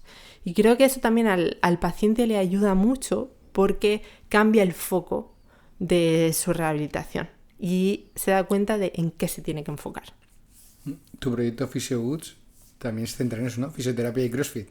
Por tanto, como fisioterapia y CrossFit, es verdad que PhysioGoods nace desde CrossFit, porque yo en ese momento estaba a tope con CrossFit. De hecho, os cuento la historia. Cuéntamelo. Cuando yo estaba trabajando fuera, estuve trabajando en Francia unos 4 años y cuando fue allí donde, bueno, en unas vacaciones que vine aquí a Madrid, conocí CrossFit, pero luego continué entrenando allí en Isla Reunión, que es una isla francesa. Y pasé allí un año y luego pues volví a Madrid, no sabía muy bien qué hacer con mi vida, porque ya 4 años fuera, y dije, bueno, venga, voy a pasar una temporada con mis padres, a ver qué pasa. Y acababa de llevar un año entrenando CrossFit, estaba motivadísima, me hice esa formación que hay, conocí a mi marido y bueno, pues ya estaba en Madrid y me propusieron los dueños del box. Ana, tenemos aquí una sala, ¿qué te parece si te instalas aquí? Entonces, pues empecé a trabajar como fisio en el box donde yo estaba trabajando. Y ahí, claro, hasta entonces yo había trabajado con pacientes de todo tipo, con población general, con pacientes neurológicos, con personas mayores, con niños, y ahí fue donde verdaderamente empecé a trabajar con mis compañeros de entrenamiento. O sea, mis pacientes eran mis compañeros de entrenamiento. Vale. Y empecé a verles entrenar y a verles los síntomas en la consulta. Dije, vamos a ver, si yo aquí te estoy tratando en la consulta y luego tú sales al gimnasio y empiezas a hacer esas burradas, ¿qué sentido tiene mi tratamiento? Si es que no vamos a seguir avanzando. Entonces ahí fue donde comprendí la importancia de la educación, de dar ese trabajo extra al paciente, para que entienda que realmente hay mucho en su mano, que la camilla del fisioterapeuta no te puede solucionar un problema, porque estás hablando de 1 hora de tratamiento que cada 2 semanas o cada mes o lo que sea. Realmente el trabajo de rehabilitación en una gran parte es tu responsabilidad, pero esa persona no estaba recibiendo esas herramientas. Lo único que conocía era el fisio, me soluciona y yo sigo haciendo lo mismo que estaba haciendo hasta ahora con mi vida normal. Entonces fue poco a poco como di, vale, pues necesito una cuenta de Instagram para subir ejercicios y mandarles el link. Entonces así empezó todo, con una cuenta de Instagram y yo les pasaba el link con los ejercicios, pero ahora haz esto, haz tal. Y poco a poco me empezaron a contactar otras personas que hacían CrossFit, porque en ese momento era casi todo lo que estaba viendo, claro, para que les ayudara con la movilidad de toda España, de fuera de España, y dije, vale, ¿cómo podemos empezar a trabajar esto de manera más online? Luego llegó la pandemia, años después y ya fue todo, bueno, pues vamos a meternos directamente en todo un proyecto online, porque además me di cuenta es que la educación era clave. Y poco a poco, pues aunque nació en el CrossFit, se ha ido extendiendo a todas las personas activas, a cualquier persona que tenga un dolor, porque da igual el deporte que hagas, si tienes un dolor lumbar, al final los principios son los mismos. Vamos a intentar que esa espalda, que tu cadera, que tus hombros ganen capacidad, ganen propiocepción, ganen fuerza, ganen resistencia, recuperen la movilidad que has perdido a lo largo de los años y que tú también sepas interpretar tu dolor para tomar buenas decisiones, para que no dejes de entrenar, pero que sepas adaptar los ejercicios, que sepas decir, pues mira, ahora mi hombro me está pidiendo que hoy descanse y voy a hacer más pierna. Entonces, todo ese trabajo que necesita el paciente y que va a hacer por su cuenta, me consideraba que era más importante porque ya había muchos fisios que estaban trabajando en la camilla. Entonces, esa parte la tenían. Pero cuando salían de la consulta les faltaba una orientación clara para saber qué es lo que tenían que hacer. Entonces, así fue como Physiogod surge del CrossFit y de mi experiencia, que era lo que yo estaba entrenando, y poco a poco se fue expandiendo para que cualquier persona que le interese el movimiento, cuidarse, pues tenga herramientas para saber cómo hacerlo. Qué bueno. Yo ya voy a... Pensé que ibas a decir una cosa ahora, pero es que justo, claro, os he explicado todo esto y es la persona idónea para contarte una cosa que siempre Sergio y yo estamos hablando mucho, que es, hablamos mucho del CrossFit. De hecho, estamos como intentando traer a alguien de CrossFit así potente, pero nos tienen que, en principio tenemos que... Bueno, estamos cerrando la entrevista. Pero claro, porque nosotros yo he practicado CrossFit de manera puntual, pero sí que he analizado mucho el CrossFit en plan de gente cercana que se ha puesto muy de moda, está muy de moda y tal. Y entonces, a nuestro punto de vista, vemos que es un deporte, parece como lesivo, ¿no? Como que mucha gente se lesiona de la espalda, tal. Hay lesiones jodidas, que lo estamos viendo. Entonces, ¿es realmente tan lesivo? ¿Lo hacen mal? ¿Es más que la gente a lo mejor no tiene casi experiencia en deporte y se mete a lo loco? No lo sé, pero eres fisio, eres especialista también en CrossFit. Joder, cuéntanos tu opinión sobre este tema. Al final, el deporte más lesivo, del que yo tengo constancia por lo que dicen los estudios, es la carrera, es el running. Pero... También lo opino yo. ¿Por qué?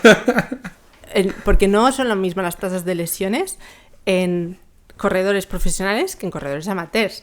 Corredores profesionales hay mejor una de 4 horas por cada 1000, corredor amateur 33 por cada 1000. O sea, en realidad es lo que te has dicho, es la preparación. Y CrossFit tiene pues cosas muy buenas y cosas no tan buenas o malas, depende de quién lo juzgue, ¿no? Entonces, al final, una de las cosas muy positivas, que yo considero que son muy positivas, es esa comunidad. Y es lo mismo que me pasó a mí, es que instantáneamente me sentí que todo el mundo me recibía con los brazos abiertos, que me lo pasaba bien, que iba a clase y la gente, bueno, pues le saludaba del día anterior, o también te estás con agujetas porque hemos hecho lo mismo. Entonces genera, creo, muy rápidamente ese sentimiento de formo parte de algo, de otras personas que les importa lo mismo que a mí. Y para aquella persona que viene de un contexto muy sedentario, creo que rápidamente les consigue adictivo, ¿no? Cambiar ese chip y descubrir que el ejercicio no es solamente cansarse, sino que también te lo puedes pasar bien con tus compañeros. También la metodología de CrossFit, bien hecha, en teoría, tiene un entrenador que primero te enseña el movimiento y que en base a tu capacidad actual adapta el entrenamiento del día a tus capacidades, en los rangos de movimiento que te puedes mover, en los pesos que puedes levantar, y si no puedes, te los va a adaptar. La realidad, al final, es muy diferente. Y aunque yo conozco, y yo tuve una suerte espectacular porque di con un box de potra donde todo me lo explicaban muy muy bien, pero desgraciadamente a lo largo de los años he visto de todo. Entonces, claro, cuando llega una persona sin ninguna experiencia deportiva que no entiende su cuerpo, si es que están haciendo un peso muerto y tú les dices saca un poco el pecho y se arrugan o no saben dónde tienen la espalda y dónde tienen la cadera, no tienen esa percepción corporal, no saben qué tipo de agujetas es normal y qué tipo de agujetas no es normal. O sea, es como un mundo completamente nuevo. Entonces, de la misma manera que ese enganche que te produce es muy positivo a la hora de mantener esa adherencia. También hay gente que no sabe medir y que no están siguiendo una progresión adecuada. Entonces, al cuerpo, sea el que sea el estímulo que tú le des, por muy positivo que sea, si te pasas, al final te vas a lesionar. Entonces, cosas muy positivas que tenga CrossFit son movimientos funcionales que al final también te permiten ganar unas capacidades muy aplicables a la vida diaria. No estás trabajando de manera muy aislada, como en el gimnasio, ¿no? Que a lo mejor hay gente que hace pues curl de pierna y al final no saben hacer una sentadilla. Entonces, creo que tiene cosas muy positivas, pero a la vez tiene sus huecos. Y la mayor parte de los entrenamientos de CrossFit son de alta intensidad, aunque también hay entrenamientos de fuerza, también hay entrenamientos más largos, donde están más enfocados a la baja intensidad. Es muy global, pero es verdad que muchas veces que el desconocimiento hace que la gente se pida de más. Y desde mi punto de vista, la velocidad en tu movimiento solo la debes meter cuando se mantiene una buena técnica. En el momento en que tú estás perdiendo la técnica con tal de moverte más rápidamente, ¿qué estás haciendo? ¿Estás entrando para competir y te da igual tu salud? Pues oye, haz lo que tú quieras, pero si tienes que conseguir levantar 30 snatches lo más rápido posible y ese es tu objetivo, pues ¿qué más da las consecuencias que tengas a largo plazo? Pero si tú estás entrenando para tener unas rodillas sanas, etc., una espalda saludable y no estar con dolores constantes, pues creo que hace falta mucha educación, tanto por parte de los entrenadores como por parte de todos los atletas o la gente que practica CrossFit, para que, pues que se entiendan, que se escuchen y que progresen poco a poco y que tenga sentido, que el entrenamiento que están realizando realmente sea lo que ellos necesitan. Pero bueno, al final, en relación a tu pregunta, yo creo que es más una falta de carga progresiva del entrenamiento, una falta del descanso y un desconocimiento del propio atleta que no sabe pues medir sus sensaciones o tomar buenas decisiones en el entrenamiento del día. Qué bien explicado con el tema social, en plan que claro, que a lo mejor les engancha, no lo he visto desde ese punto de vista, se enganchan como que a lo mejor es gente que quiere ser parte de un grupo, de una comunidad, entra ahí y dice, wow, me gusta este ambiente y se mete más caña y luego ya está el tema del entorno. Si el de al lado está poniéndose este peso, yo aquí qué vergüenza, ¿no? Con tal. O sea, creo que sí, pues muy bien explicado.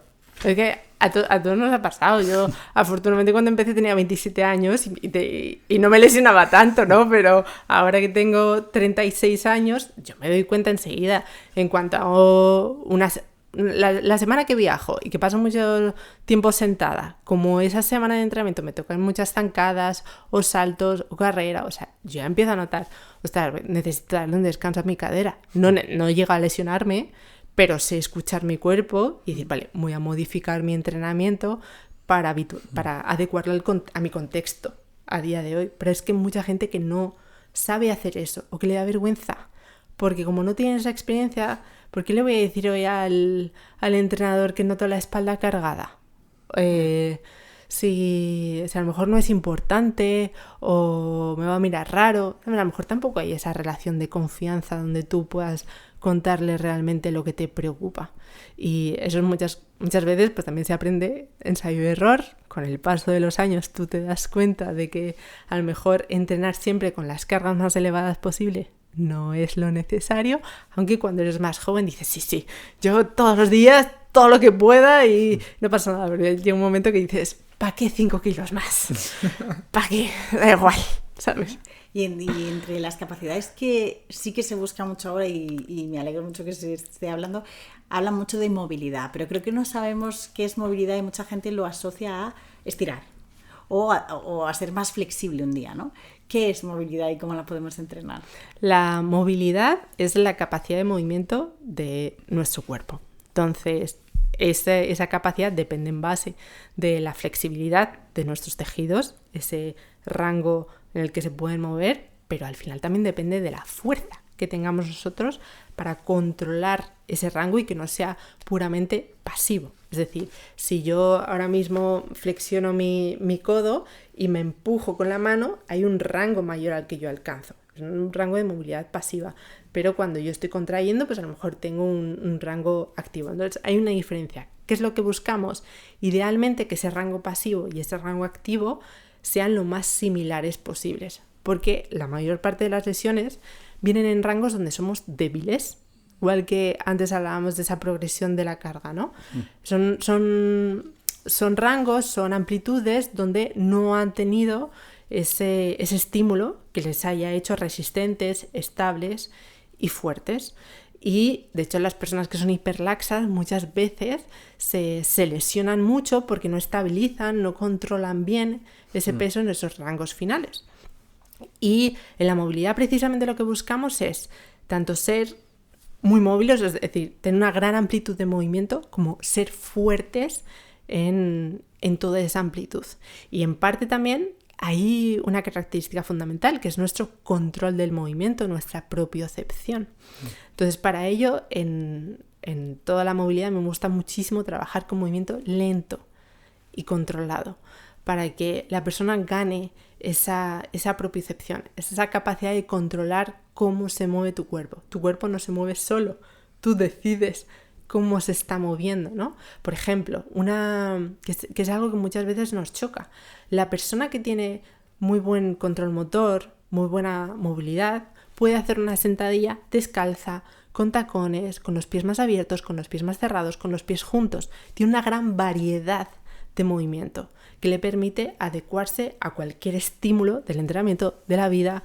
Su cuerpo está preparado. Aquella persona que no tiene esa flexibilidad, no ha desarrollado esa fuerza, pues tiene unas capacidades muy limitadas, porque a lo mejor para hacer una sentadilla necesita siempre un alza ¿no? debajo de los talones para poder bajar un poquito, o se siente muy insegura. Es una persona que al final no tiene tanta variabilidad, su cuerpo no le permite realizar tantos tipos de movimiento, está bastante más limitado. Entonces al final tu capacidad de adaptarte a las demandas de la vida diaria también se ve reducida. Entonces, idealmente lo que queremos es, pues eso, la mayor capacidad posible y mantenerla a lo largo de los años. Y de hecho, un estudio muy interesante que mide concretamente habla de la flexibilidad, ¿no? Pero el rango de movilidad, como si perdemos esa movilidad a lo largo de los años. ¿Es verdad que la perdemos o no la perdemos? Pues cogieron, creo que eran 2.000 personas y tanto desde los 5 hasta los 92 años. Entonces me dieron codo, rodilla, cadera, hombro, a ver si se veía que a nivel de la media, realmente con el paso de los años, había una disminución en esos rangos de movimiento. Pues se vio que no necesariamente. Había articulaciones que mantenían el rango de movimiento básicamente igual toda la vida, mientras que había otras articulaciones que perdían ese rango de movimiento. Por tanto dices, bueno, pues entonces no es propio del tejido, porque si no todos los tejidos perderían capacidad con el paso de los años. Y al final se vio que las articulaciones que mantenían su movilidad eran aquellas que mantenían el uso a lo largo de los años, mientras que aquellas articulaciones que ya no se utilizaban tanto iban perdiendo esos rangos de movimiento. Entonces el cuerpo es muy sabio, tiene una sabiduría de miles de años y realmente lo que nosotros usamos, nosotros lo mantenemos. Entonces imagínate el poder usar tu cuerpo con una gran amplitud de movimiento, libertad de movimiento, mantenerla a lo largo de la vida, si no te hace la vida más divertida, más fácil y además que sientes mejor tu cuerpo, es que ganas confianza, porque ante cualquier reto que te pongas por delante, sabes que vas a poder enfrentarte a él. Yo ahí lo de la movilidad y tal, lo veo que la gente no le da tanta esa prioridad o esa importancia. Y es que me fijo en los animales y digo, ojo, yo veo a mi perro y enseguida se está estirando cuando va a salir, se pone así y te le está saliendo natural, ¿no? En plan, para tener un poquito de flexibilidad para el día a día, voy a caminar, venga, vamos a estirar, y me hace mucha gracia, pero veo, pues eso no lo hacemos nosotros, ¿no? Como nosotros no le damos esa importancia a estirar o a la flexibilidad antes de afrontar el día. Así es, pero creo al final, como nos acostumbramos a no usarla, ¿no? Vamos reduciendo los estímulos de nuestra vida a cada vez menos. Si yo no me agacho en todo el día, si para ponerme los calcetines me siento en la cama, es que al final, es verdad, hasta el día que no te tienes que agachar, dices, ostras, esto de ponerte cuclillas no puede ser bueno. Si me duelen las rodillas. Vamos a ver, si llevas años sin flexionar la rodilla tanto, ¿cómo quieres que ahora tu rodilla esté preparada para hacerlo, no? Creo que es básicamente como no lo usamos, no somos conscientes. Yo recuerdo muy bien, antes de empezar a probar CrossFit, recuerdo que unos meses antes fui con un amigo a la montaña, hicimos una ruta de 2 días y fue a empezar a bajar y me di cuenta y digo, ostras, pero si tengo 25 años y me estoy cansando, ¿qué me está pasando? Es como muchas veces hasta que no te expones a un estímulo nuevo para ti, no te das cuenta de, ostras, ¿cuánto he perdido? Yo menos mal que tengo 25 años, ¿no? En aquel entonces, que no me estoy dando cuenta con 60.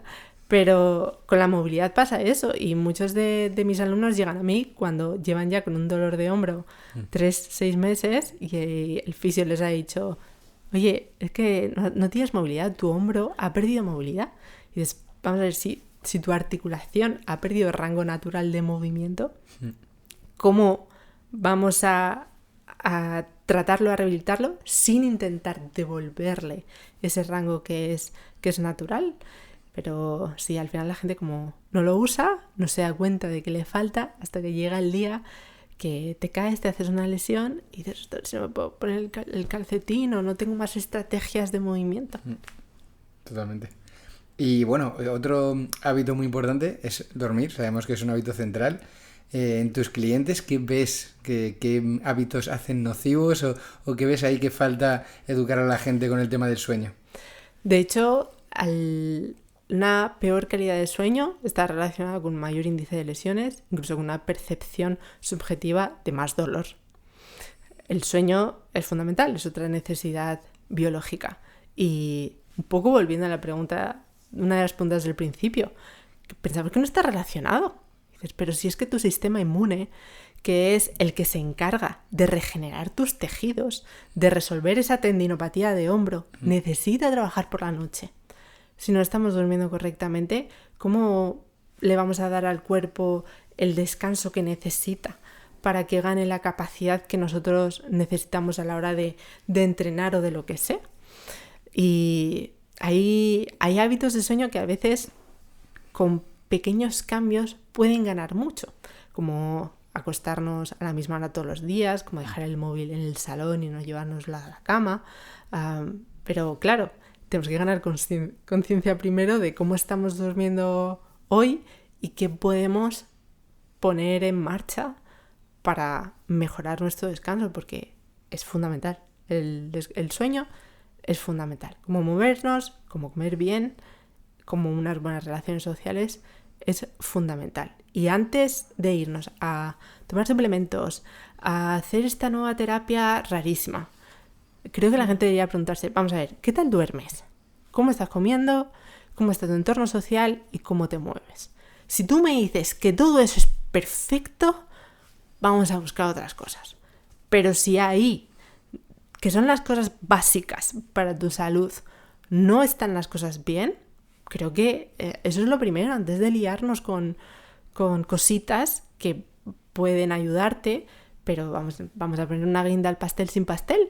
Vamos a construir primero, ¿no? Esa base de salud sobre la que se construya todo lo demás. ¿Y el tema de la suplementación, cómo lo ves? ¿Eres partidaria? En ciertas, algunos sí, otros no. ¿Recomiendas algún suplemento? Pues un poco lo que decía, hay muchísimos suplementos que están más que probados y que nos van a venir muy bien. Sin embargo, creo que muchísima gente toma suplementos sin saber por qué y sin priorizar cosas que son todavía más importantes.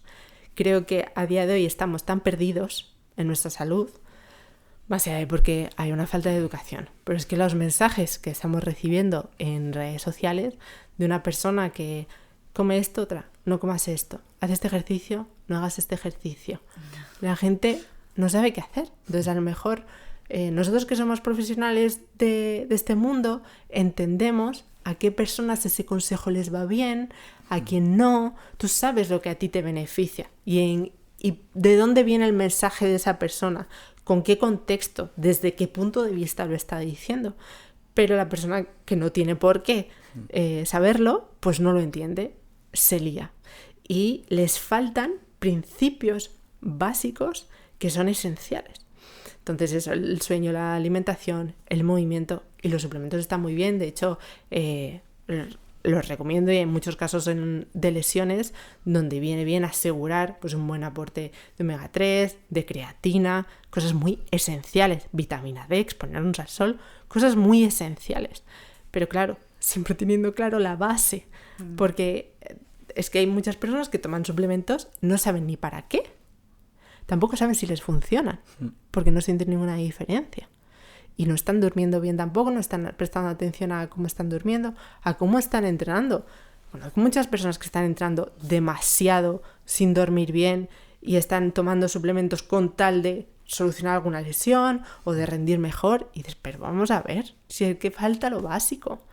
Entonces, se meten como en un ciclo de tomar más, hacer más, hacer más, hacer más, pero primero hay que revisar qué estamos haciendo. Y creo que es mucho más sencillo y a la gente le iría mejor. Pero bueno, en cualquier caso, si alguien va a tomar un suplemento, creo que lo primero que debe hacer es entender para qué funciona. Lo primero de todo, si tiene una buena evidencia, y para qué lo va a tomar él, si realmente es acorde a sus objetivos. Qué bueno. Pues, a ver, y vamos a entrar un poquito en nuestras preguntas, yo creo que siempre hacemos nosotros. Entonces, ¿quieres empezar tú, Sara? Vale. Bueno, creo que has contado alguna, pero bueno, a mí me gusta siempre preguntar si ha habido algún momento en tu vida que has tenido ese clic y digas, bueno, una Ana antes y una Ana después.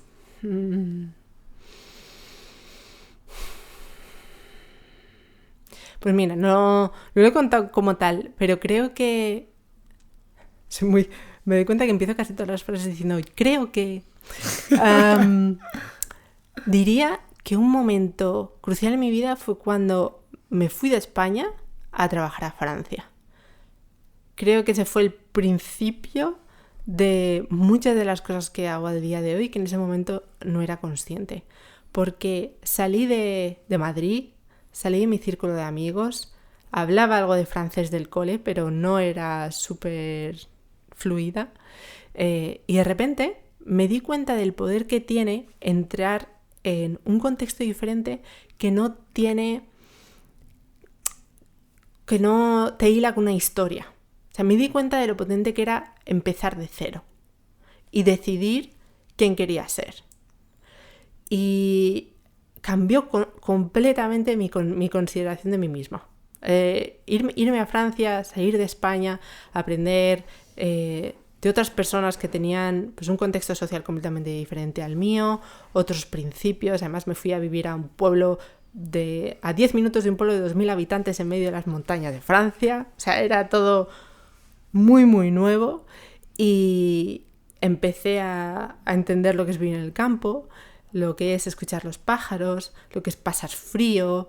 Creo que ese fue un momento que en ese momento no era consciente del cambio que iba a suponer para mí, pero empecé a ser yo misma, que hasta entonces era mucho el reflejo de mis padres, de mis amigos de toda la vida, de mis amigos de la universidad, y ese fue el momento en el que creo que cambié y empecé a escucharme más a mí. Qué bueno. Y otra pregunta que hacemos que nos gusta mucho es una verdad en la que tú creas, Ana, y que poca gente esté de acuerdo contigo. Sí, seguro que tienes muchas. No lo sé, pero yo creo que vosotros estaréis muy de acuerdo conmigo. Sí, las verdades no. que yo creo. Alguna habrá que esté de acuerdo seguro contigo. Seguro que estamos de pero acuerdo a contigo. lo mejor no en la inmensa mayoría. Claro, o sea, la sociedad, lo que está fuera de esta sala, que en general no están de acuerdo contigo. Yo creo que... Otra vez el yo creo, ¿eh? Bueno, estoy ganando consciencia de esta a través del podcast. Cada uno de nosotros tenemos el poder de decidir mucho de nuestro futuro. Hay muchísimas variables que no podemos elegir, ni la familia en la que nacemos, ni el contexto social, ni el país en el que vamos a crecer. Sin embargo, nuestra actitud, nuestras decisiones diarias creo que importan y que pueden marcar nuestro futuro. Vosotros estaréis de acuerdo contigo, pero creo que hay muchas personas que no están tanto. Seguro que te dicen, bueno, Ana, claro, tú lo dices porque a ti te va estupendamente, acabas de sacar un libro, tienes no sé cuántos seguidores, ¿no? Y no han visto todo el proceso de antes, ¿no? En que te fuiste a Francia, sabiendo justo de francés, en un sitio que a lo mejor no sabían ni qué era la fisioterapia, o eras de los dos que estaban allí que sabían. Y claro, todo ese proceso, y nos pasa mucho ahora con las redes sociales, no se ve. Ya. Y esa transformación gradual no se ve. Pensamos que es así, que tú has tenido... Claro, Ana, porque tú has tenido mucha suerte también, ¿no? Te habrán dicho, qué suerte tienes. Y tengo suerte. Y me considero una persona muy, muy, muy afortunada. Cuando me contactaron para escribir este libro, ¿os podéis creer que lleva 3 años tomando clases de escritura porque quería escribir un libro? Fue aluciné. Porque dices... exactamente. Es como, prepárate, porque igual un día llega la oportunidad, igual un día tienes suerte. Y pensé, menos mal que no me han pedido escribir este libro hace 5 años, porque hace 5 años yo no tenía las ideas claras, tampoco sabía cómo escribir. Y ahora he tomado decisiones para intentar llegar a aquello que me gustaría. ¿Puede que venga? No lo sé. No tenemos, no elegimos las cosas que nos pasan. Pero igual si nos preparamos y algún día llega la oportunidad, estás en el sitio, tienes la preparación para decir, pues yo puedo ahora hacer esto. Pues claro que sí, llevo 3 años dando clases de escritura. ¡Ostras! ¿Sabes? Entonces, la suerte importa. También importa lo que nosotros estamos haciendo en nuestro día a día para prepararnos por si algún día... Nos toca la lotería, tenemos suerte y realmente los astros se alinean, ¿no? Y creo que nosotros podemos hacer mucho, sí. Sí, bueno, pero yo creo que la suerte se crea. O sea, al final tú la estás creando. Lo has explicado muy bien, preparándote para ese momento, pero la suerte la tiene el que la crea, el que la está buscando, el que está aprendiendo la acción, el que está haciendo cosas, el que está creando. O sea, la suerte no te viene de tumbar en el sofá sin hacer nada. Eso es muy, muy raro. Es una suerte puntual que puede pasar a uno de cada no sé cuántos millones de personas. Pero sin embargo, el otro tipo de suerte le llega a todo el mundo que está todo siempre tomando la acción, tal. Entonces, al final es un esfuerzo y una constancia. Y la gente no lo ve tanto así. Pero bueno, hay un libro que siempre recomiendo aquí, que es el libro La Buena Suerte, que es de Alex Rovira. No sé si te lo has leído. No me lo he leído. Pero lo hace con... Bueno, no, Alex Rovira ha escrito alguno con el escritor de Ikigai. Que con Francesc Miralles, con Francesc. Son muy amigos. De hecho, tienen un podcast juntos que lo tengo pendiente por ver. Y ese libro te lo recomiendo porque es un cuento súper corto de 50 páginas así. Y te habla sobre eso y lo explica súper bien cómo la suerte la creas tú. Al final, todos nacemos como con unas cartas. En la vida hay gente que nace con una carta y hay otros que nacen con 50 cartas. Y hay gente que nunca las juega y hay gente que sí las juega. Entonces, partimos, hay gente que nace con más ventaja que otras, eso es indudable. Y luego hay gente que tiene más suerte. Pero hay personas que con lo poco que tienen se esfuerzan en intentar hacer más. Y no todo es suerte, creo que es la combinación de dónde naces, con mucho trabajo, con suerte, porque nada lo conseguimos nosotros solos, pero sí, lo que tú vas buscando, tener una visión clara en qué te centras, en qué no te centras. Para mí, desarrollar Physiobot, si yo estudio fisioterapia, porque voy a saber de marketing, de contabilidad, de gestión de equipos, de comunicación. Todo esto lo he ido aprendiendo yo poquito a poco, enterándome del business. Luego estudié antropología simplemente porque quería aprender más, pero al final tú vas tomando decisiones en base a qué quiero en el futuro y también saber decir que no, porque te llegan ofertas y dices, mira, esto es muy bonito, pero me está alejando de lo que quiero ahí. Entonces, igual cuando estaba en proceso de escribir este libro, a lo mejor me llegan ofertas que sonaban muy bien, pero como, ¿qué quiero a largo plazo? ¿Quiero escribir? Pues entonces tengo que decir que no a lo demás, para poder decir que sí a esto y hacer espacio para aquello que realmente me interesa, que deseo.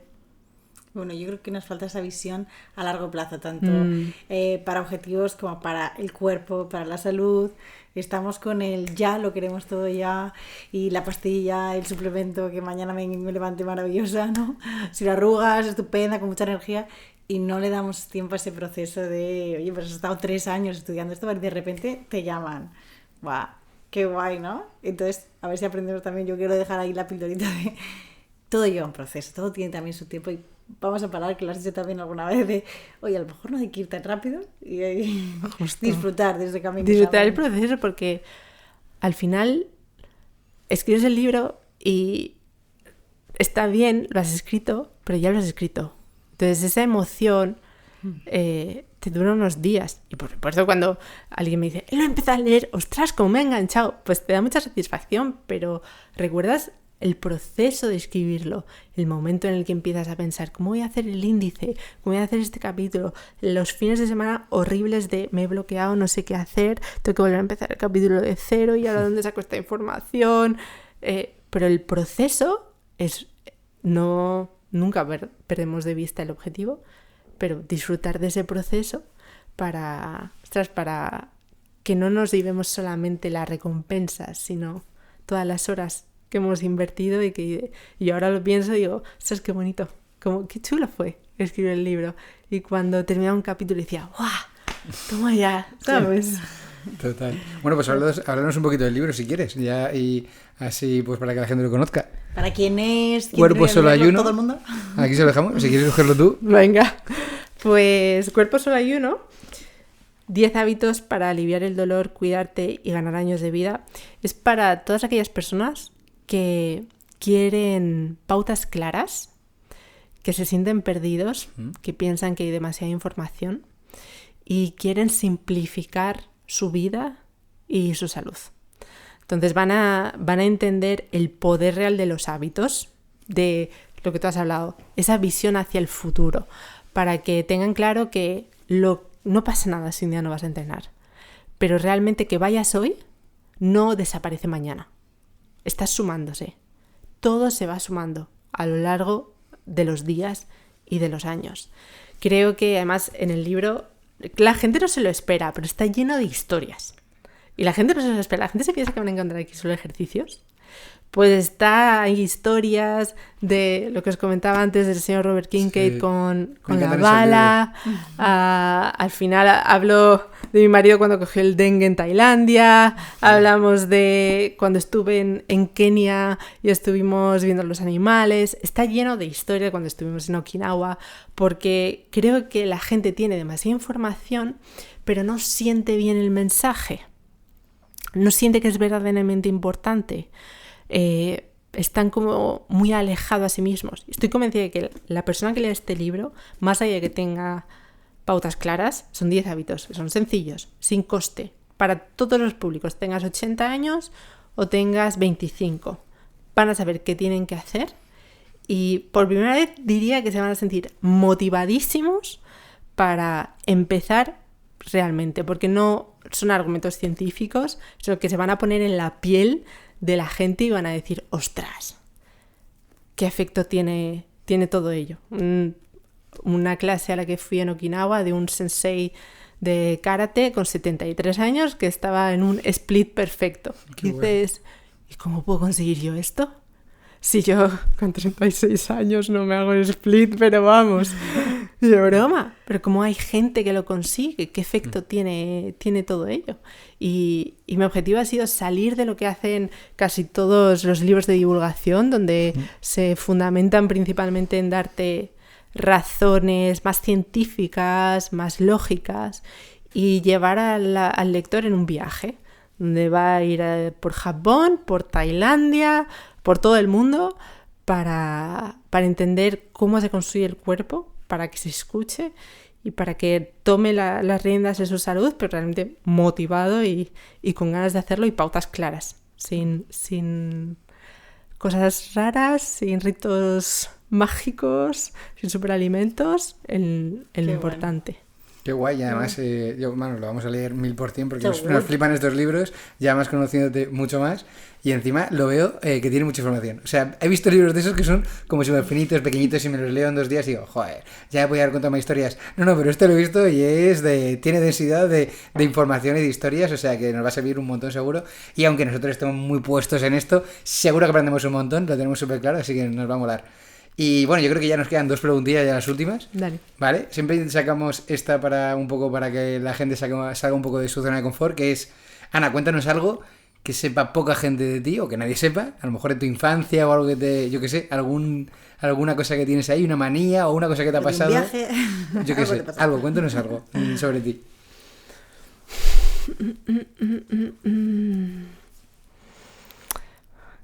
Como cuento tantas cosas, estoy intentando encontrar algo que no haya contado. Una manía sobre mí de hace tiempo.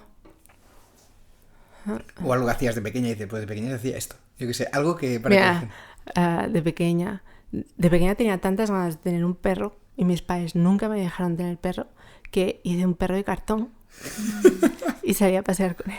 ¿En serio? Pero de tamaño Qué real. linda. No, era plano, no era 3D, ¿sabes? Entonces, Vale. en un cartón dibujé un círculo, un rectángulo, le puse como patas, le puse como un collar de estos de Claro.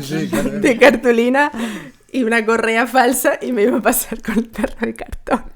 Y surgió esa táctica, o sea, tus padres dijeron, la niña creo que quiere un perro. Sí, y no va a tenerlo. No va a tenerlo. Y nunca lo he tenido. Ahora viajo demasiado como para ser tengo que tener un perro de manera responsable, así que todavía no. Igual, cuando sea mayor y diga, ya no quiero subirme en un avión porque me da dolor de cadera, igual, por aquel entonces podré disfrutar de la compañía de un perro, pero se queda ese perro de cartón al que se acaba de pasear. Ya, Qué joder. bueno. Qué guay, qué guay.